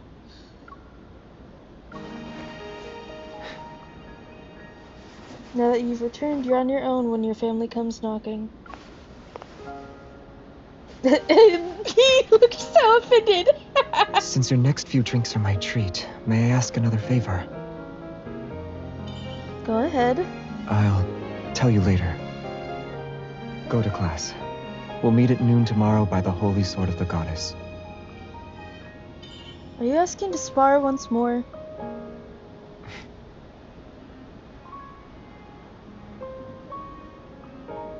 What is he gonna ask? Let's go!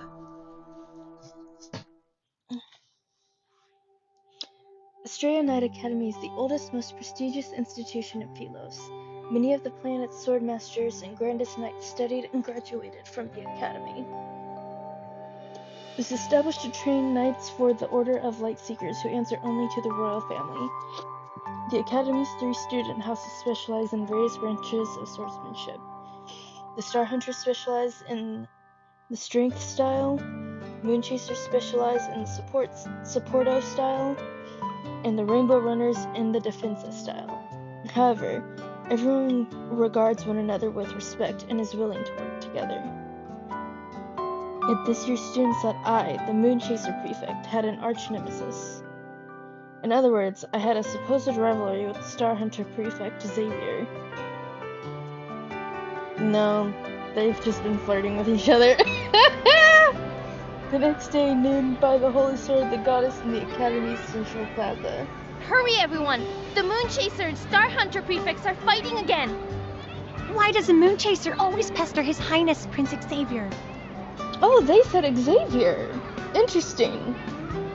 Our prefect is a student of the Grandest Knight. When swordsmanship's involved, it's hard to say who wins. It's been quiet. Why are they fighting now? The preliminary rounds to join the Lightseekers are about to start. Maybe they're settling who takes the spot? Don't they have the same teacher? They should make better use of their time. They probably despise each other. Well, the students are roasting them. That has to be it. No. They've been all up in each other's business. They must truly hate each other then. No. I stood amidst the ocean of people, holding the sword at my waist. Standing across from me was Xavier, unperturbed by the gossip. My weak point will be revealed by your 30th move. Okay. Strike me down before my comet trail determines the outcome of our battle. I couldn't help but sigh after glancing at those around me. Why do you always request a public meeting when there's no excuse not to go home, Xavier? Everyone and their mother believes we hate each other. We both attend the academy, and the Grandest Knight is our teacher. You are the only one who has a chance of winning against me. Losing to a stranger would be unheard of. Huh. This shall be our last duel. You said the same words upon refusing to take the final exam for culinary arts. The professor spent the entire afternoon scolding me for bullying my classmates. I'm sorry. Are you, though? Do you refuse to meet His Majesty? That's why you snuck out with the expedition team. I wish he never was my father. Oop, daddy issues. Xavier lowered his head and caressed the sword hilt, his fingers touching the tassel. The star-shaped charm shone bright, almost blinding him. Alright, however, this is the last time. I also have a request. Go on. I stared at the tassel for some time, then shifted my gaze elsewhere. With a flick of my wrist, I unsheathed my sword. I'll tell you when you lose. Let's get started. So, what is to be your 30th move? Don't go easy on me, I'll defeat you in less than 30.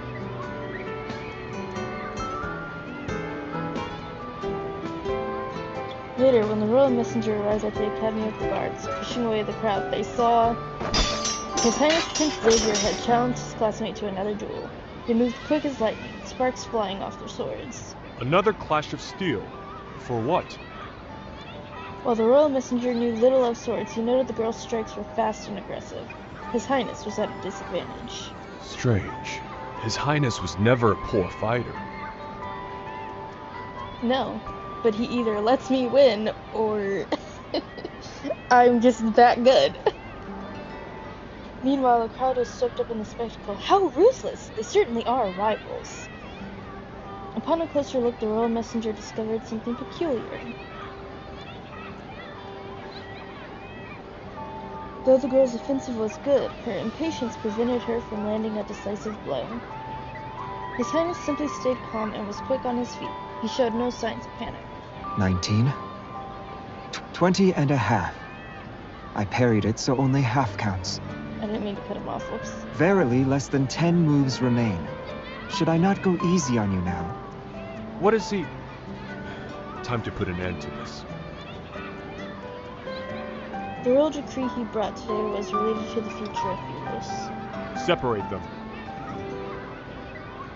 The royal messenger gestured to the guards behind him. They immediately interrupted the duel.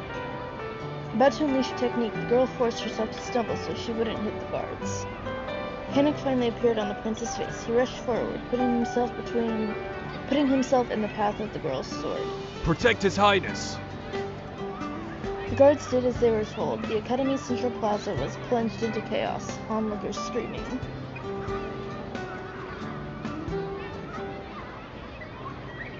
I leaned against the holy sword of the goddess and rubbed my sprained ankle. Xavier was taken away by the royal messenger. Our duel ended with no clear winner, and the crowd quickly left. He went too far this time. It's unbelievable Prince Xavier would have the gall. Even if the position of Lightseeker is at stake, His Highness can't just ask servants to interrupt. He didn't. It's not like that at all. Still defending him? Don't forget. Jeremiah paused and suddenly put an arm around my shoulder. I'm only saying this because we're friends. Rumors speak of ambassadors talking of an arranged marriage. Hey, what's up? Attending the academy doesn't change how Xavier is of royal blood. The guards must be having a word or two with him about it. If you're desperate to ask him, you'll require more than luck. Do you need my help?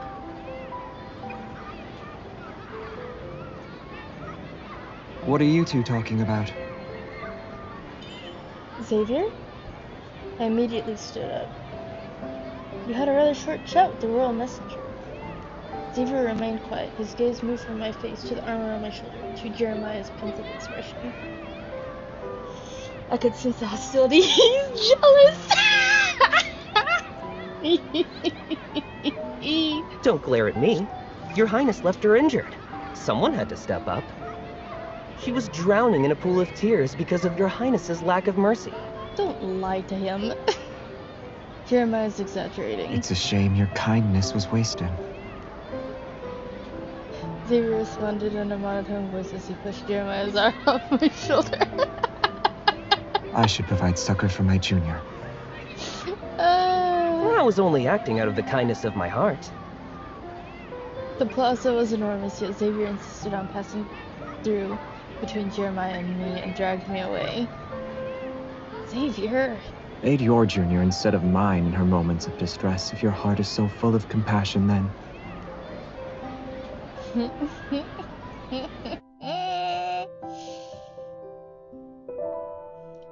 Oh, buddy. I need another myth shard. Oh, God.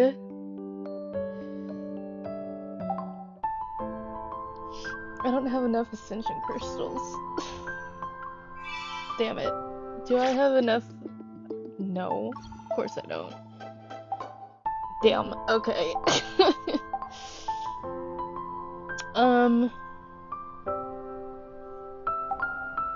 I think that's gonna be it for tonight. We got through chapters 5 and 6. We started a little bit of one of Xavier's myth cards. I cannot believe this. I have a Zane account, which is my main account, and I got one of Zane's myths. Oh, hello. And I also got the event card for Xavier on that account. So maybe give me 1 second and I'll switch to that account so we can see that little interaction. But first, Mr. Beanie is almost out of gold. It said we emptied his bank account. that's not the response I wanted. I feel super tired whenever I see Snoozer. Okay. It's not working. So let me log into my other account real quick so we can read the event card. Because I really want to see it. It looked beautiful in the trailer. Before fading to dust, So as you can see, I have like 3 different accounts. some long for eternal sleep, as eulogy chanted by stars. Into that serenity. We should get some food. It's a good idea.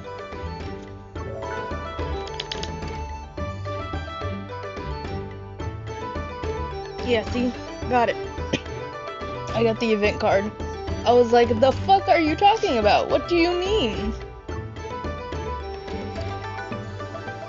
On the first day, this is the first day of the event. Like, that's crazy.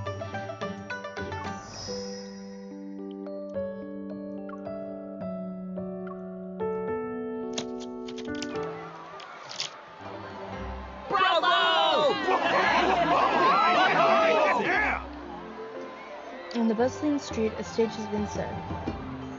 Colorful banners flutter in the wind, and drum beats roll like waves. Below, spectators have gathered, seemingly layered. They stare at the 2 fighters competing on the stage.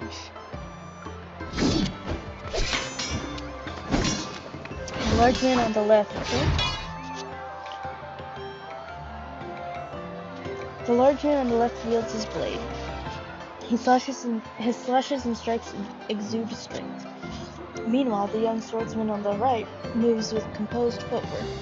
His sword is as elegant as a flying phoenix. As expected of Xavier. The graceful blade flash. He can hold his ground against Goldblade.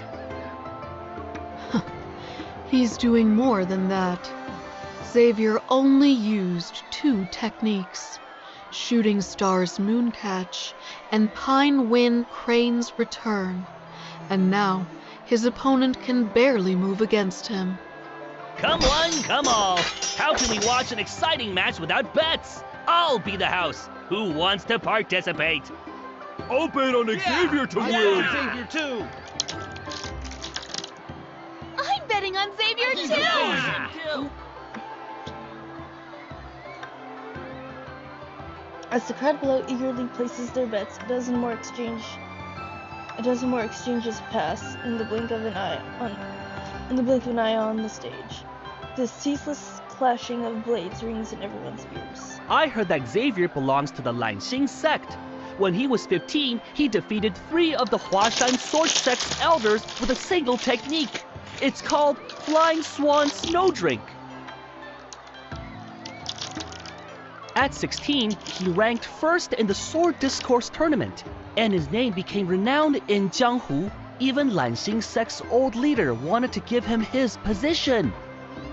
The Lanxing sect, although it has declined in recent years, it was one of the most prestigious, righteous martial arts sects 10 years ago.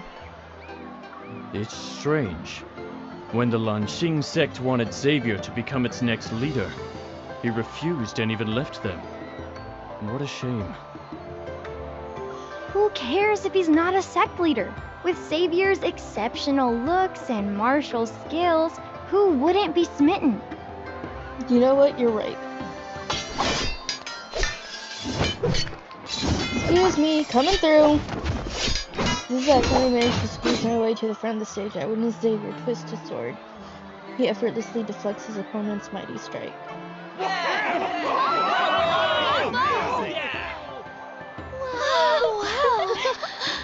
Seeing the adoring gazes of the young women beside me, I inwardly sigh. It's only gone for a moment, and he's already showing off again. At the nearby betting table, everyone has placed their money on Xavier. His opponent's side remains empty. After thinking for a moment, I take out my last remaining silver coin. I'm betting on Goldblade. Are you sure, miss? You should take another look at the match. No need, Huh? A steel blade suddenly falls from the sky and pierces the betting table. It's Goldblade's weapon. I turn. Xavier's unhurriedly sheathing his sword, his gaze meeting mine as he reveals his ambiguous smile.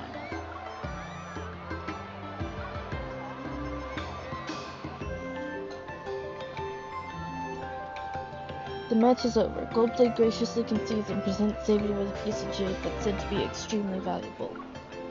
Xavier tucks it into his robes, then he turns and finds a seat at a roadside noodle shop, of course. Here are your noodles. Please enjoy your meal. Thank you. Wait, what are you doing? Xavier pulls both bowls to his side of the table. Using his chopsticks, he taps the back of my hand. I should be asking you that. What were you doing earlier? He's mad because I bet against him. Oh, look at his pouty face. I love it. Oh my god. You're my favorite junior from the sect, and yet you bet on a stranger to defeat me? I'm in a bad mood, so both of these bowls are mine.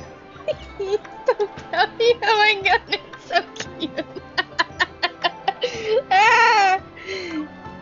I want to see if I can make a lot of money. I count off on my fingers as I explain to him. In the past few days, you broke 5 wine jars during your sparring matches, and when you provided assistance to catch some thieves, you borrowed a fine horse from Biaozhu. Yesterday, you gave a substantial amount of silver to an old man and his grandchild who were fleeing because of a famine, and... You can eat your noodles. Have as much as you want. That's what I thought. Xavier pushes a bowl of noodles back to me, and even adds an extra spoonful of fried soybeans to it. The noodle shop owner approaches our table with several boxes of various sizes. There's also a stack of letters. Young hero Xavier, several women asked me to deliver these to you. I don't even need to look to know they're from Xavier's admirers. And you said I was your favorite junior. You like everyone, you liar. I mumble under my breath and lower my head, but I had yet to realize Xavier's hearing was excellent. He leans in. Are you green with envy? The only greens here are the ones in my bowl. Of course, you're my favorite. Why else would I treat you to noodles after you lost all your money? After eating a few bites, I wipe my mouth and sit up. Thanks for treating me. I can't repay your kindness now, and I don't think I'll have many chances to do so in the future. If fate allows us to meet again, I'll treat you to a meal with meat. What do you mean? Where are you going? I pull out a confidential letter from my sleeve and give it to him. The sect letter wrote it. Our sect leader wants me to persuade you to return. 2 years have passed in vain, which means I failed to live up to the sect's expectations. According to the sect's rules, I must return to face my punishment. Since you've been kind to me, could you lend me some silver for my journey? Do you want to go back? I'm only alive today because of Ling Xing's sect's tutelage. I'm probably butchering these. I am so sorry. I can't disobey orders. Xavier's expression is impossible to read. Suppressing a strange feeling in my heart, I lower my head and pretend to make a joke. Of course, it'd be perfect if you returned with me, but I guess you won't. Why do you leave the Lingxing sect?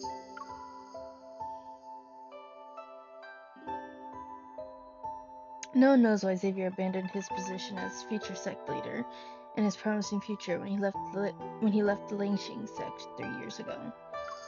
The old sect leader tried everything from gentle persuasion to forceful measures, but Xavier wouldn't come back. Thus, the task fell to me. As Xavier's junior from the sect, we have a connection, but it's not enough to make him change his mind. What's peculiar is that when I found Xavier, he didn't immediately drive me away like he did with the others, but he still refused to return. And just like that, I ended up staying by Xavier's side for some reason. I followed him as he traversed every mountain, every sea. We experienced the world as we roamed far and wide. Of course, I still tried to bring him back, yet I was met with failure after failure. Over the past 2 years, I asked Xavier why he left countless times, but he never answered. He won't tell me now either. Holding the letter, he repeats his previous question. I'm not asking if you need to head back. I'm asking if that's what you want. Is there a difference? Yes. The Lanxing sect sent you, so you appeared. I asked you to stay, and you did. Now a single piece of paper dictates your path. If this letter didn't exist, what would you do? Where would you go? I have to go back eventually. Xavier takes a deep breath, then he crumples the letter and discards it. I'll return with you. Huh? Before I can celebrate, Xavier pushes me back into my seat. But I need to participate in this year's Sword Discourse tournament and rank first again. Then we'll head back. Of course. It's settled then. Until the tournament is over, you're not allowed to talk about leaving or anything of the sort. He picks up another egg with his chopsticks and places it in my bowl. Eat. Okay, damn. I quickly lower my head, but as I chew on the noodles, new questions form in my head. Winning the Sword Discourse tournament shouldn't be difficult for Xavier, so why did he set this condition? Does he truly want to return to the Lingxing sect, and he needs a dignified way to do so, or does he have other plans?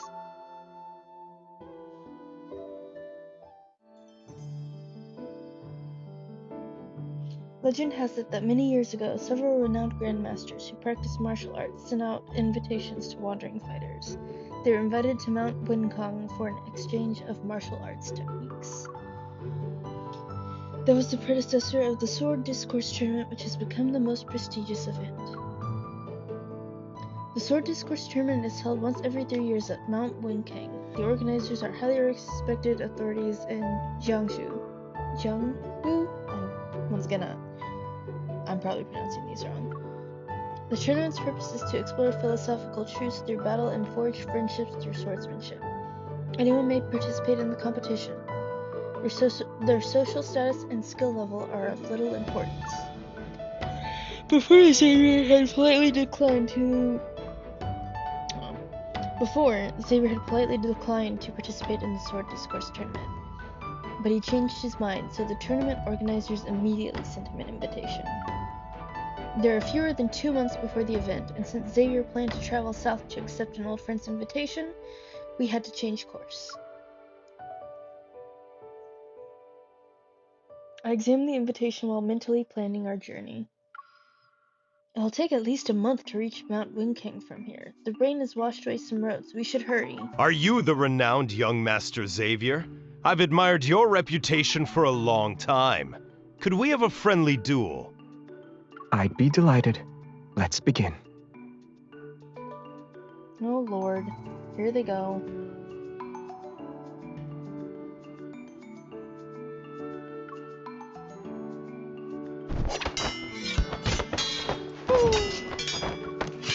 I continue riding ahead on my horse, and I feel the depressing lightness of our pouch. Once we reach the city, we'll need to earn some money. I wonder if they allow street performances. Sir, your water wheel is different from the ones I've seen. Did you make it? This is my special technique. Come here, I'll show you.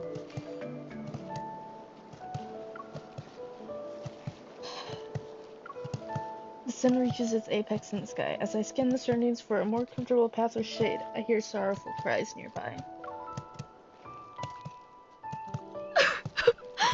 Thank you for rescuing me, sir.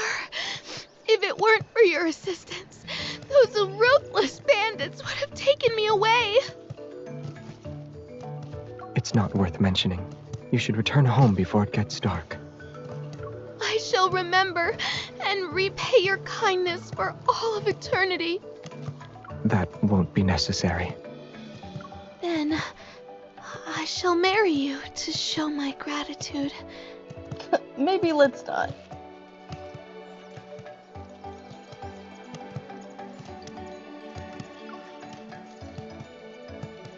Help me, please.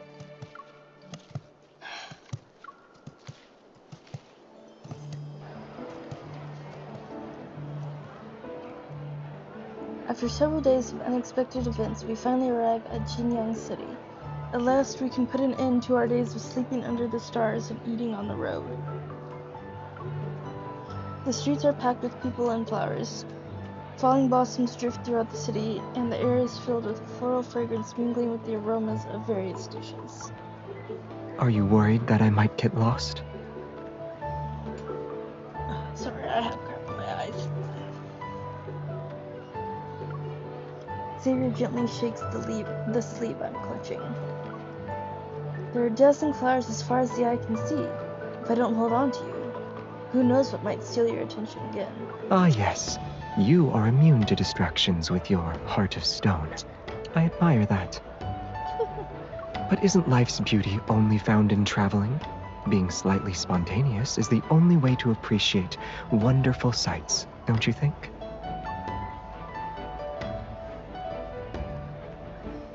Let me tell you a secret. The old farmer we met a few days ago was a martial arts grandmaster in disguise. He taught me an exclusive, legendary technique. I'm sure he did. Huh? Xavier solemnly raises 2 fingers, traces a pattern in the air, and then thrusts them towards my ear. Before I can react, I see a vibrant petal between his fingers. This is called Cloud's Flower Pluck. Its brilliance lies in blurring the line between illusion and reality. It hides sharpness within gentleness. Do you guys see the texture on the robe? That is so gorgeous. Oh my god. That looks so realistic. Sorry, I got distracted. It's a long-lost secret art. Who could have expected fate to bless me with a chance to learn it? Do you want to study it? Duh. Yes? An extraordinary skill can't be taught without payment. Let me think. Yes, I'll trade it for the largest Xiaoping from that stall. It's that cheap? I'm starting to doubt if this is a legendary skill.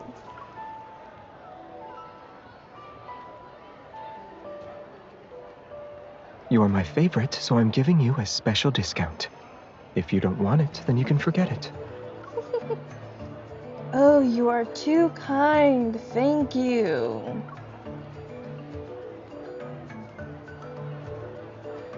Oh, that's beautiful. I'd like 2 Xiaobings, please. One should be the largest you have with as much meat as possible. The other... Young Master Xavier. Oh my, where have you been these past 2 years? Why haven't you visited Zuiyue Pavilion? Ms. Liu? It's been a long time. Zuiyue Pavilion? I turn to see a magnificent, ornate building. Its owner stands at the entrance and smiles at Xavier. She's so enthusiastic that her whole body is trembling. Looking into the building, I can make out numerous songstresses and dancers. Ever since you left, Lady Rong has been miserable. She's barely eaten anything and lost so much weight. It breaks my heart. I was careless. I should have properly said goodbye to her before leaving. Xavier seems to know Miss Liu. They talk for quite some time before he turns to me. Stunned, I stand in front of the Xiaobing stall. I'm going inside to see Lady Rong. Would you like to come with me? I forgot to mention that she's the most sought-after lady in Cheiyue Pavilion. I met her 2 years ago when I was passing through Jinyang. My mind is in disarray, but I manage to respond with feigned composure. It would be inappropriate of me to intrude while you converse. I'll wait for you outside. How is it inappropriate? But Xavier doesn't press further. He pats my head, tells me he'll be back soon, and then follows the maid who leads him inside. This is a brothel, and you will not convince me otherwise. Xavier, you... A flood of impolite words floats on the tip of my tongue, but I choose to angrily bite into my Xiaobing. Go, be smitten with your precious Lady Rong. I'm not saving these Xiaobings for you.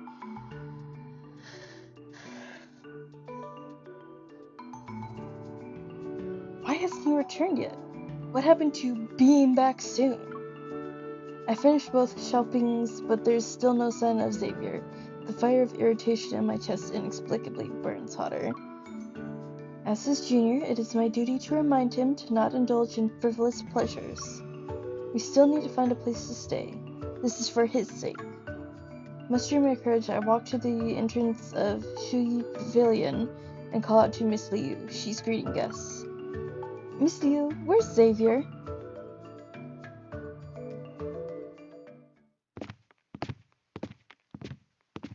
Let me see if you've become even lovelier than you used to be.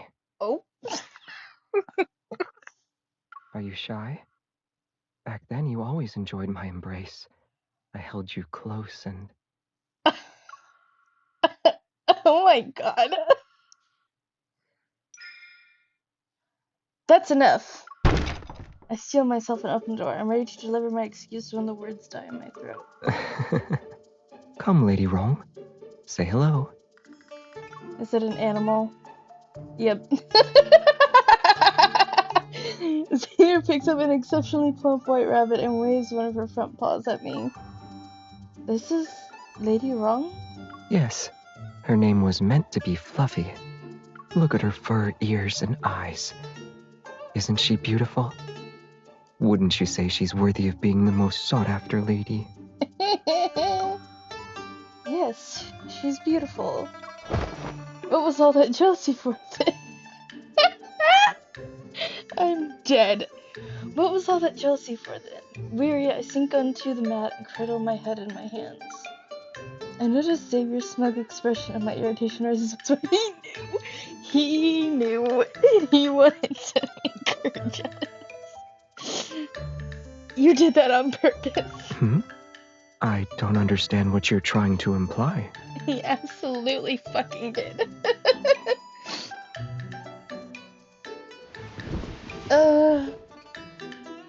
He sits down beside me and brushes Lady Wrong's back. She doesn't look like she stopped eating. How so? Look at her.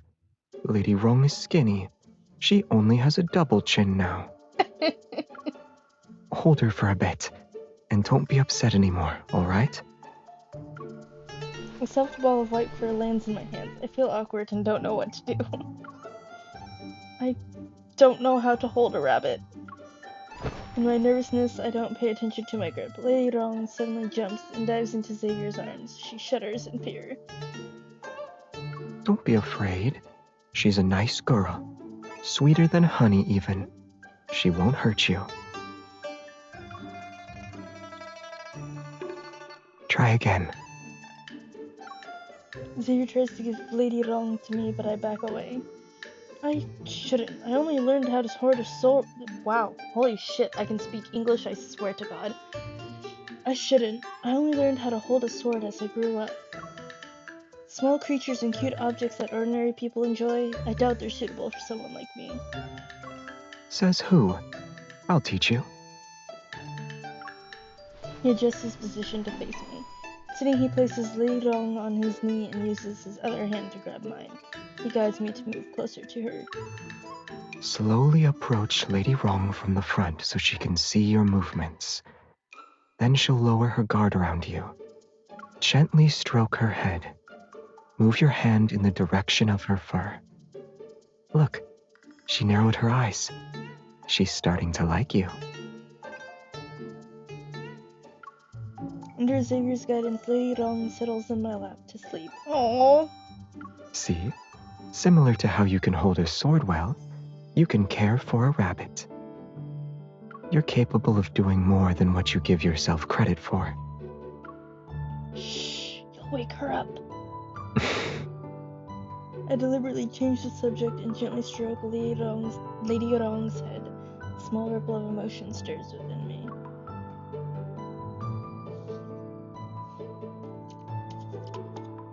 Time passes. Lady Wrong continues to sleep soundly, and I'm starting to feel drowsy.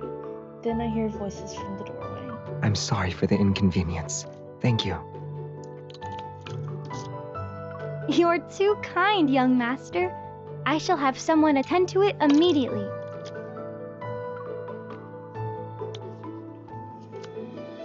What are we talking about? Why are you looking at me like that? It's nothing. I'm simply looking.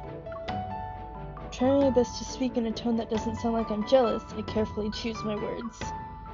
Who were you talking to? Did something happen?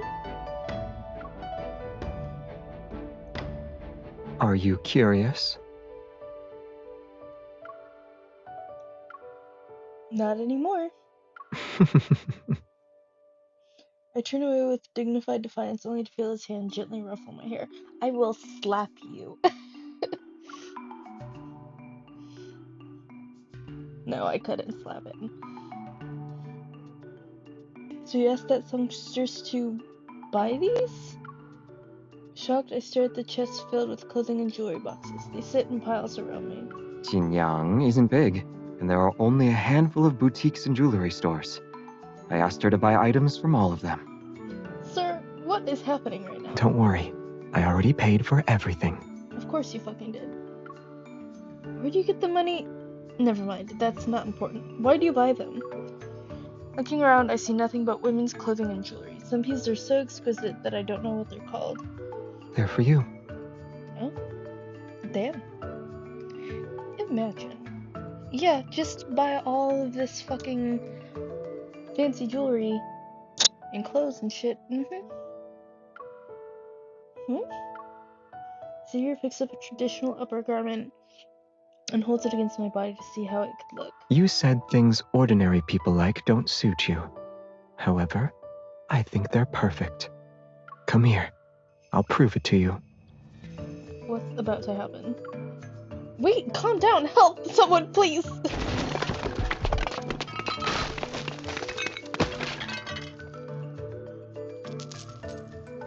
Something shattered.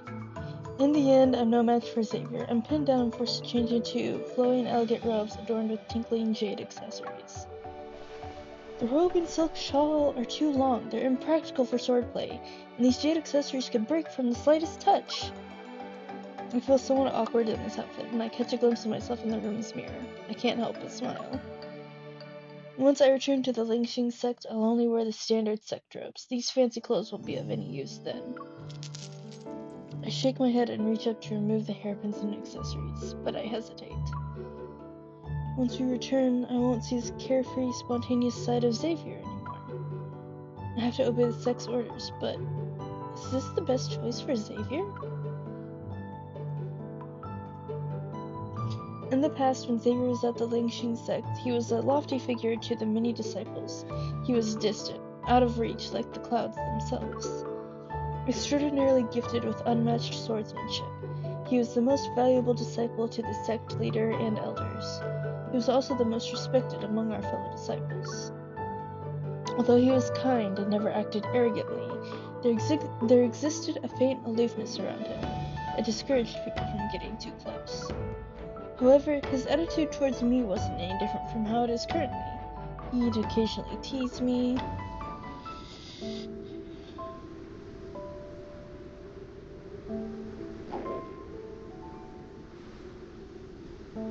I'm starving. The moon was perched high in the night sky as I knelt in the forest and held up a large clay jar. I could hardly feel my limbs and shoulders. But I didn't dare move. Failing the sect's regular trials meant being sent to the mountain for punishment and reflection. Those were the rules. I can't give up. If I fail tomorrow's trial, I'll return here for another punishment. I was only away from the mountain for a few days. How did you end up like this? The wind rustled the leaves as a figure gracefully landed in front of me. Xavier?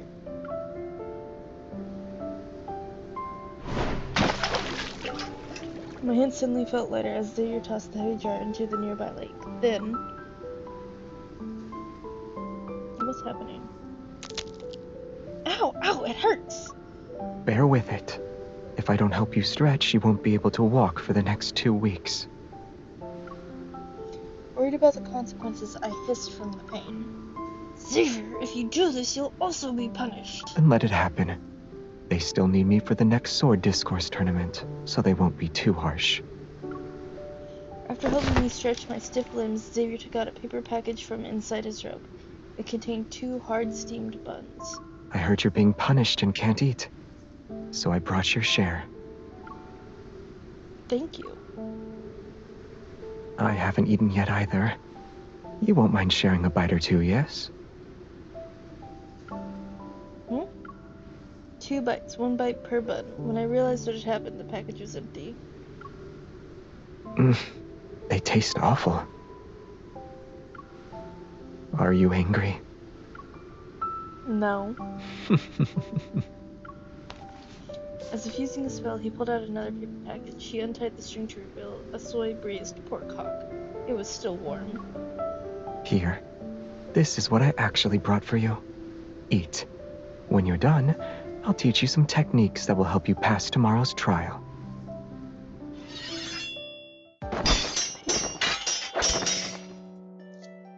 That's enough.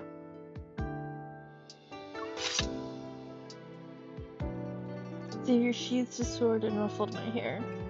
Head back and get some sleep. As long as I'm here, the sect leader won't trouble you anymore. I wouldn't be so sure about that. Thank you.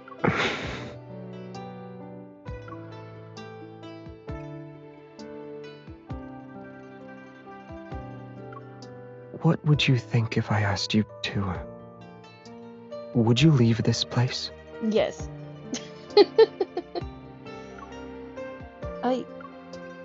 I was momentarily stunned, unable to process his question at first. If I were to leave this place, where would I even go? Never mind. I was simply curious. Go. He wants to run away with you, damn it! How are you that stupid? Only later did I realize that Xavier had already decided to leave the Lingxing sect at the time. Yet when the day arrived, I felt more than shock. There was a deeper, indescribable sorrow in my heart. He walked away without a second thought. He abandoned the entire sect. He abandoned everyone's expectations. And he abandoned me. He asked you to go and you... Girl, never mind. To this day, I still can't come to terms with what happened. So I've decided...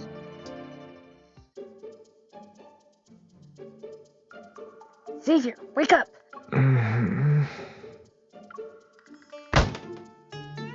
Before dawn, I barged into Xavier's room and pulled off his blanket. What's He jolted wrong? awake. Did something happen? Didn't you say you wanted to win first place at the tournament? It's almost time. You need to increase your training. I used all my strength to pull him out and give him a friendly smile. You don't need to thank me. It's my duty to make sure you train properly.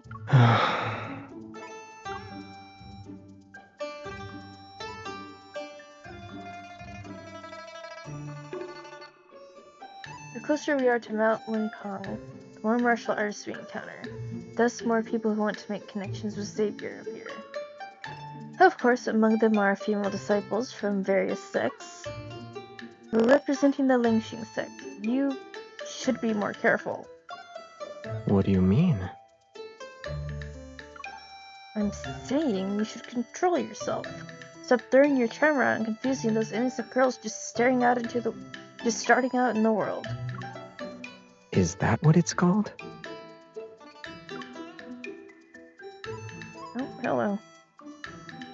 So it's like this?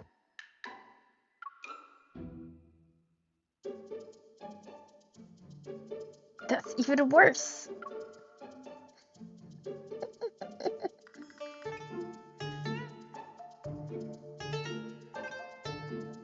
When we arrive at the foot of Mount Winkong, all the nearby inns are full. They even converted the woodsheds into 3-bedroom living quarters with a drawing room.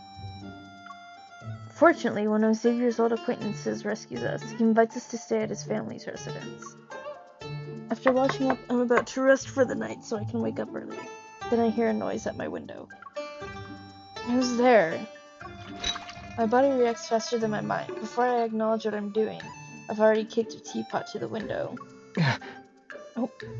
Just clock him in the fucking head. Jesus. Xavier catches the teapot with lightning-fast reflexes. Then he uses the momentum to backflip over the windowsill and step into the room. Okay. Look.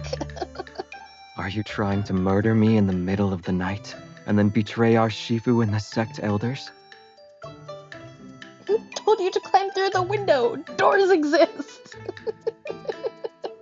Haven't you watched a play before? For a romantic rendezvous, the gentleman always enters through the window. I think for a bit. I believe what you're describing suits the behavior of a philanderer. I wanted to ask if you'd like to look at the moon with me in the courtyard. He blushed. I didn't pay attention. I was too busy laughing.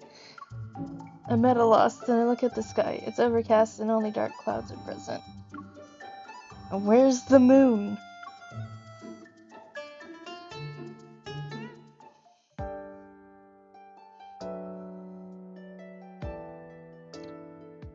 Gorgeous.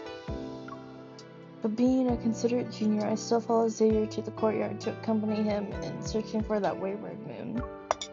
He uses a wine flask to fill 2 cups, but he doesn't immediately take a sip. Instead, he grabs a cup and gently traces its brim. Do you remember when we visited the northwestern region? We trekked through the wilderness for a long time before finding a lake that resembled the moon. If you don't stop speaking, I'm gonna fall asleep. The nomads told us that the lake was formed from a moon fragment that fell from the heavens. It was during a cycle of waxing and waning. Your voice is too relaxing. I can't. It's like midnight. No, it's... What is it, 1 a.m.? No, it's midnight. It's 12:30 a.m. Yes, I remember tasting the lake water, and I almost lost consciousness because it was too salty. Damn! When we traveled to the southern region, The moon transformed into a goddess's lost mirror. Or it was a piece of white jade, formed from a mountain's snowmelt. It also became a shopping the heavenly grandmother accidentally burned. You remember? I made that up. I know.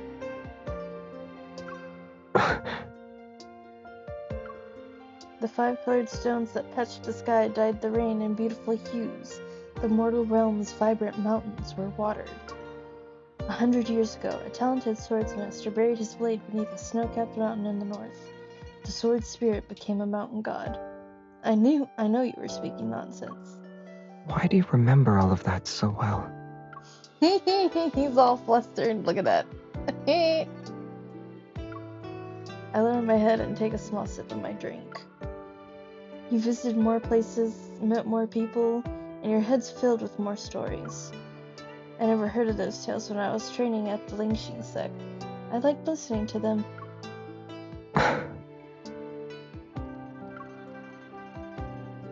I can tell when the stories are made up, like that one with the burnt shopping.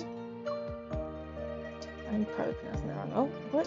Why are you so close? If you desire it, I can take you to the places mentioned in those tales. Yes. Snow-capped mountains, vast deserts, blue oceans, rolling grasslands. There are countless sights in this world that we haven't seen yet. I'll take you to all of them. In the darkness, his eyes shine brightly like the lake that resembled the moon. These past 2 years, you've seen endlessly rolling mountains, boundless starry seas, walked through bustling crowds, and traversed precarious paths and valleys. Do you want to return to the Lanxing sect? Do you wish to be confined to that tiny space where the land is but an inch and the sky is a mere foot? Unexpectedly, I'm unable to say yes. I'm about to use the sect's kindness and the sect leader's orders as excuses, but Xavier covers my mouth. I know what you're going to say, but those words would contradict your true feelings. I don't want to hear them. He bends down and ties a translucent jade pendant around my waist. Oh? You're awfully close there, sir. Judging by its quality, it appears to be made from the jade he won from Gold Blade. Tell me when you're ready to express your true feelings. Afterward, he tilts his head back and drinks his cup of wine. Then he springs to his feet and pulls out his sword. The cold steel flashes.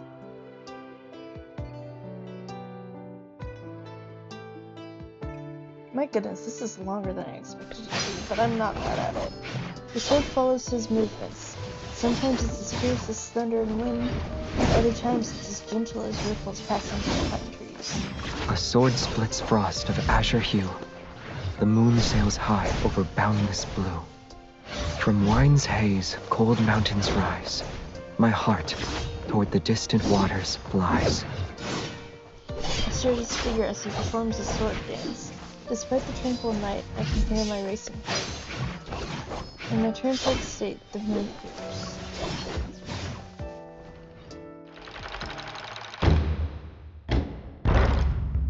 Drums. The Sword Discourse Tournament is divided into the Arena of Talents and the Cloud Duel Summit. Those who win multiple matches in the Arena of Talents will qualify to compete in the Cloud Duel Summit. Xavier breezes through every challenge.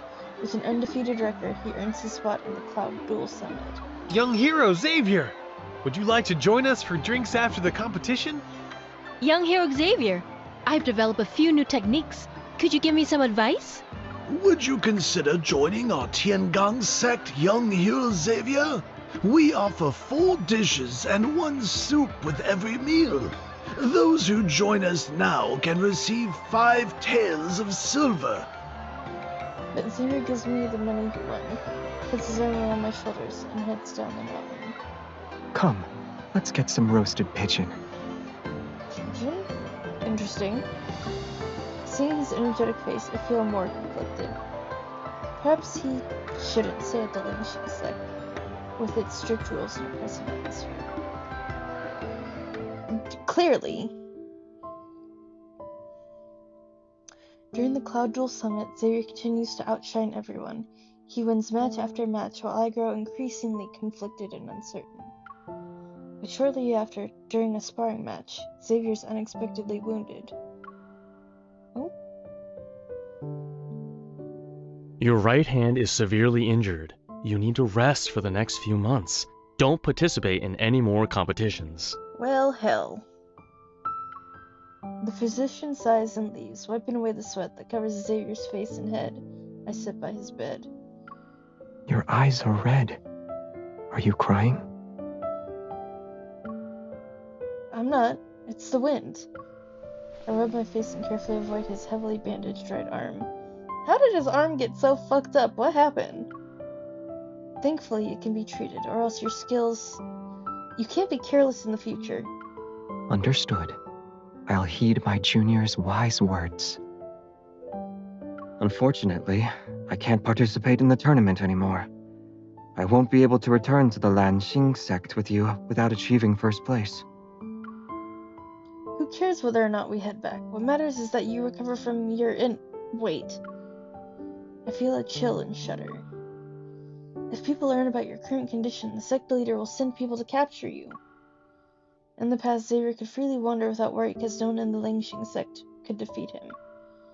If they discover he's unable to wield his sword because of an injury, they'll use this opportunity to bring him back. You won't have a choice. Isn't that what you want? Why are you worried? Or could it be you don't want me to go back?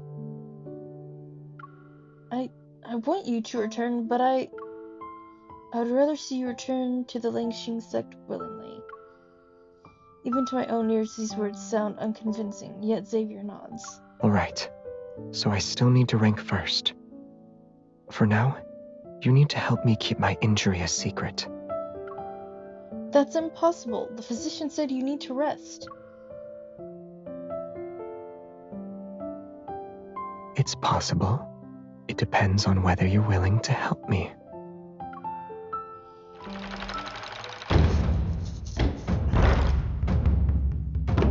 Wait, I can't. No! If I say it's possible, then it's possible. Now go. Xavier pushes me into the arena against my will. Confused, I clutch my sword and look around. Sweat immediately soaks through my clothes. I'm not sure how Xavier managed to do it, but the elders who organized the tournament agreed to let me be his substitute in the competition. I told them I wanted to give you a chance to gain real experience. If you win, the credit is yours. If you lose, then I'm at fault. See, your opponent relaxed when they saw you take my place. Isn't this the perfect chance to show what you're truly capable of? I see what he's doing. But I've never fought in an arena before. What if I lose?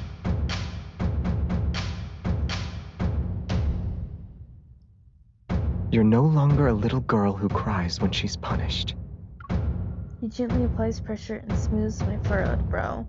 From your time at the Lanxing sect to these past 2 years, think about everything you've learned. Don't you want to see what you're capable of now? Xavier adjusts the hairpin in my hair and gently pats my back. It's alright if you lose. I'll still treat you to roasted pigeon.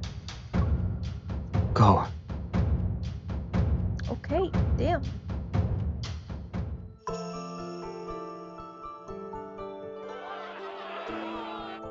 Xavier's Jr. won! Oh, hey, I won! Her flying swan snow drink isn't inferior to Xavier's. You can't judge a book by its cover. My ears are ringing as I stare at the sword in my hand. I can't believe what happened. Suddenly, I'm lifted off the ground. I knew you could win. You are the best. He lifts me up with one arm and spins me around several times. I'm so dizzy I want to cry out in protest. Xavier, wait! Take care of your hand! I can still hold you with one hand. It's true, he probably could.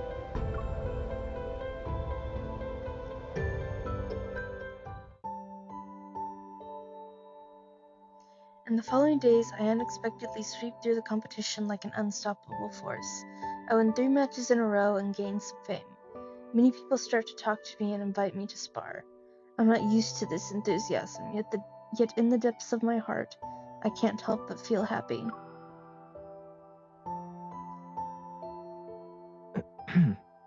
Yes? Are you giving me medicine, or are you trying to pour it all over me? I don't know, man. It's 12:30 a.m. I'm half asleep.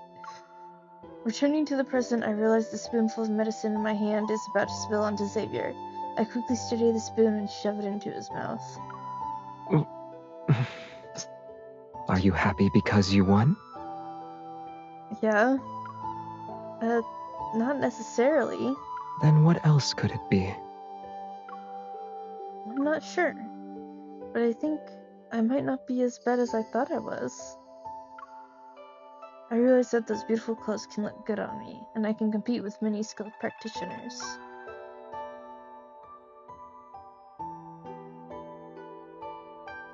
You can take your time to think about your answer. You might discover different answers. It could be tomorrow, the day after, next month, or next year. Regardless of what you find, I'll always be here to listen.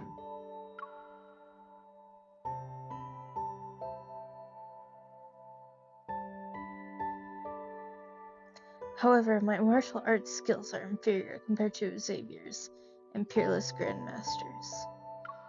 In the end, I lose a decent amount of matches. My final rank is neither bad nor great. Meanwhile, Xavier withdraws from the remaining matches, which inevitably reveals the fact that he's injured. After the tournament has ended, a lively banquet is held on Mount Wincon. Xavier declines everyone's invitations and brings me to the small town at the foot of the mountain. He wants us to have a private celebration.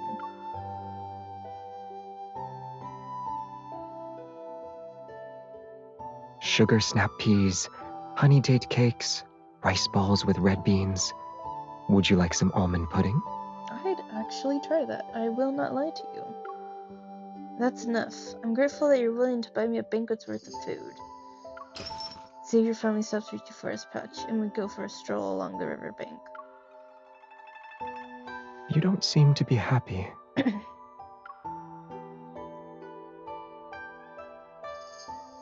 Is it because you lost?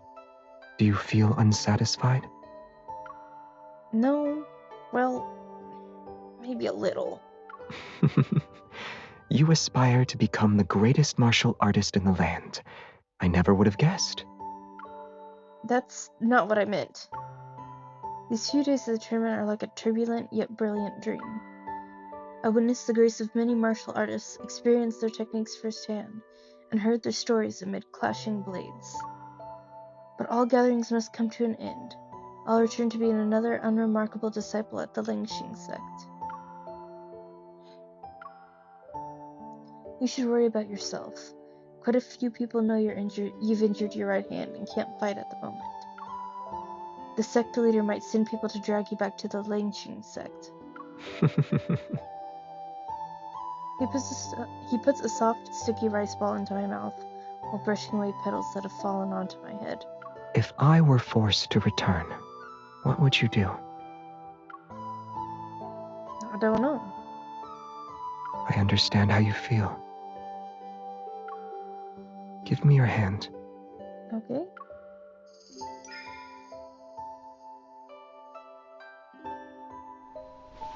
Weight settles in my palm. It's a strangely shaped token.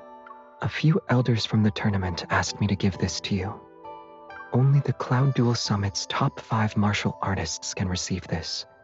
It's an old tradition. Then why? You deserve it.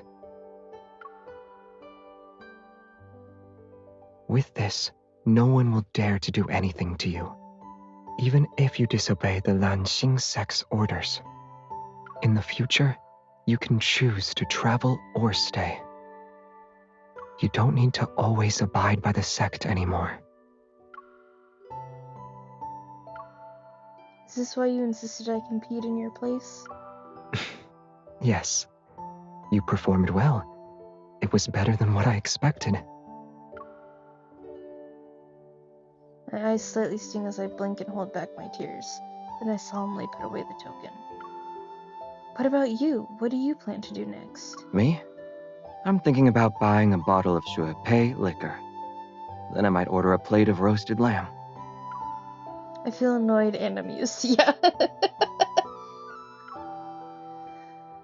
Alright, we'll take it one step at a time. Oh. Are we about to fight? Several figures suddenly land before us, holding various weapons in a large sack. They surround us in a blink of an eye. Xavier, we are here to fulfill the sect leader's orders. We must escort you back to the mountain. Is that so? But this show of force isn't polite. Please forgive us, Xavier. We're only following orders. Once you return, we'll properly apologize. Go!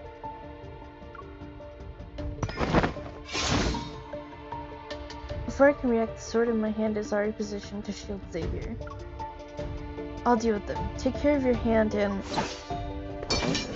What? Okay, sure. Hi, everyone. What did you just say? I stare in disbelief at my fellow disciples who have been tied up like Zongxi and stuffed into the sack. Then I look at Xavier, who's calmly dusting himself off. Your hand isn't injured? I can explain. I take a deep breath, then I turn and walk away. I'm sorry. I didn't mean to. Yes, I intentionally deceived you, but I was... Uh-huh. It's getting late. I'm going to bed. Good night. Please don't be angry. I was wrong. Wait.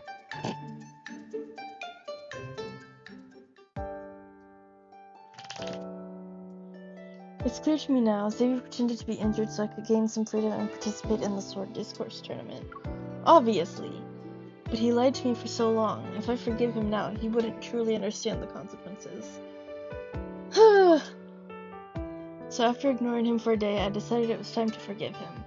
I asked the tournament participants about Xavier's whereabouts. After learning that he went to the peak of Mount Winkan, I think for a bit before grabbing my sword and going up the mountain. Where is he hiding? Oh, this is in the trailer! Ah!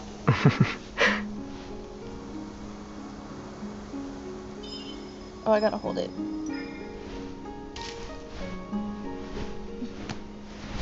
Yeet. That's rude. Are you still upset? Not anymore. I want to ask. Whoa.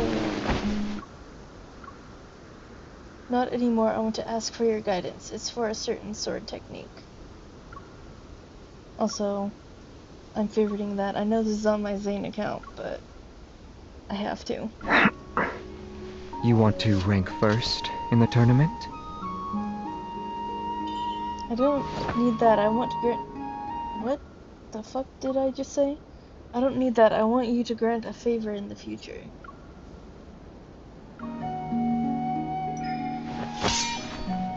Since you're eager, I'll teach you. You must adapt to the situation when using techniques.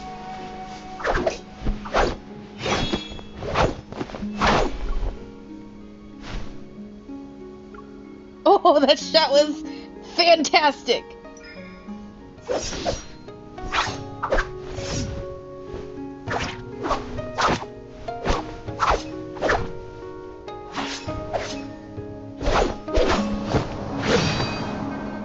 Ooh, hell yeah! Oh, these shots are great. Oh my god. Changing your sword's direction makes you unpredictable.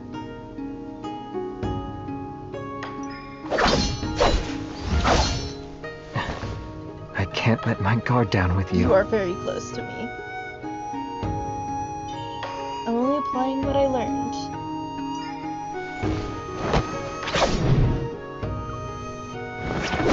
You're still angry with me? What do you think?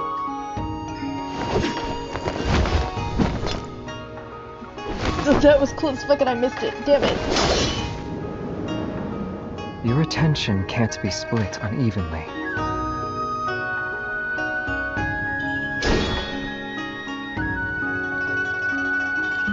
I win this time. How ruthless.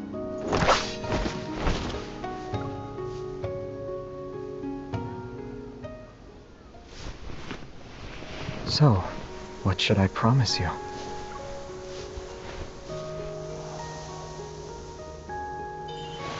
I want you to promise that no matter where you go, you'll always take me with you. I heard your true feelings. But... Guanyuan, Qingmen, Qihai, all fatal acupoints. If I struck one of them... No, that would have been a great shot. Damn it!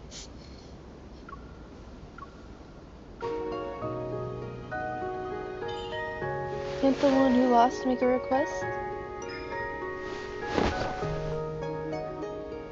Or did I say can? No, can't. I never said the loser has to obey the winner. Besides, our feelings are the same. We'll see those distant mountains, rivers, Oh, that's and cute. deserts together.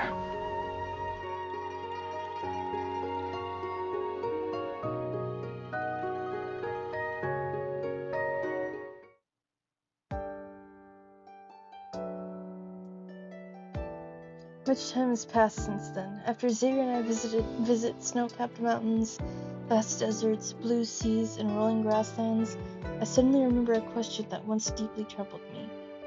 Xavier, why didn't you take me with you when you left the Langxing sect? I didn't know if you wanted to leave, and it'd be unfair to take you away without asking. Then I asked people to give the sect leader information about how I listened to you more than anyone else. Once you were sent to me, my plan could finally... You big trickster. Yeah, accurate. Oh, that was lovely.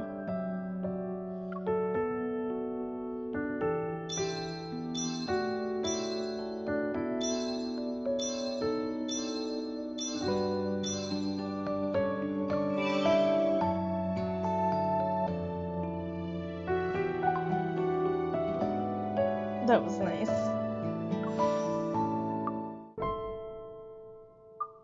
Yeah, I got one of his myths, and I was reading that earlier.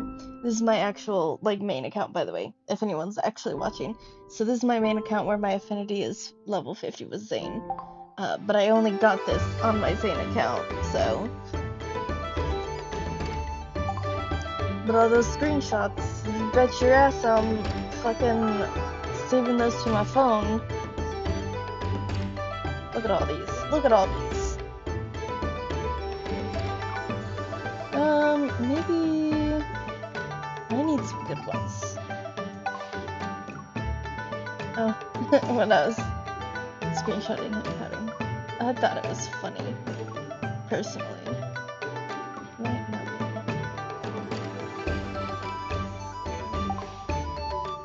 Let's see. Y'all are gonna see, the shit I use for my thumbnails. Oh, that's a really good one.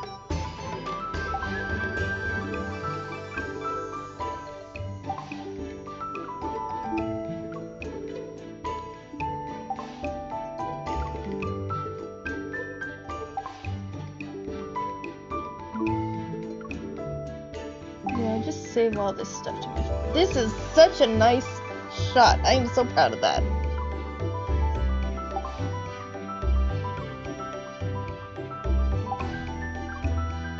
This is pretty cool too.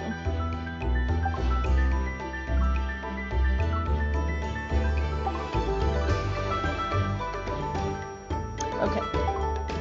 All that stuff is saved to my phone now. And when I upload this onto YouTube later, they will probably be in my thumbnails. But for now, I'm going to say have a good night, everyone, because it is almost 1 in the morning and I should probably go to bed soon. So, thanks for hanging out with me. If I get one of the other ones, because I want Zane's card too, and Raphael's. But I don't have enough gems right now, or tickets for that matter. But anyway, thanks everyone for hanging out with me, and I will see you all the next time I do something like this. I might stream from my phone more often. I don't need to have my webcam up. I don't have to like set up fucking BlueStacks and all that shit. So that would be nice. But anyway, that is all for now, and have a wonderful night.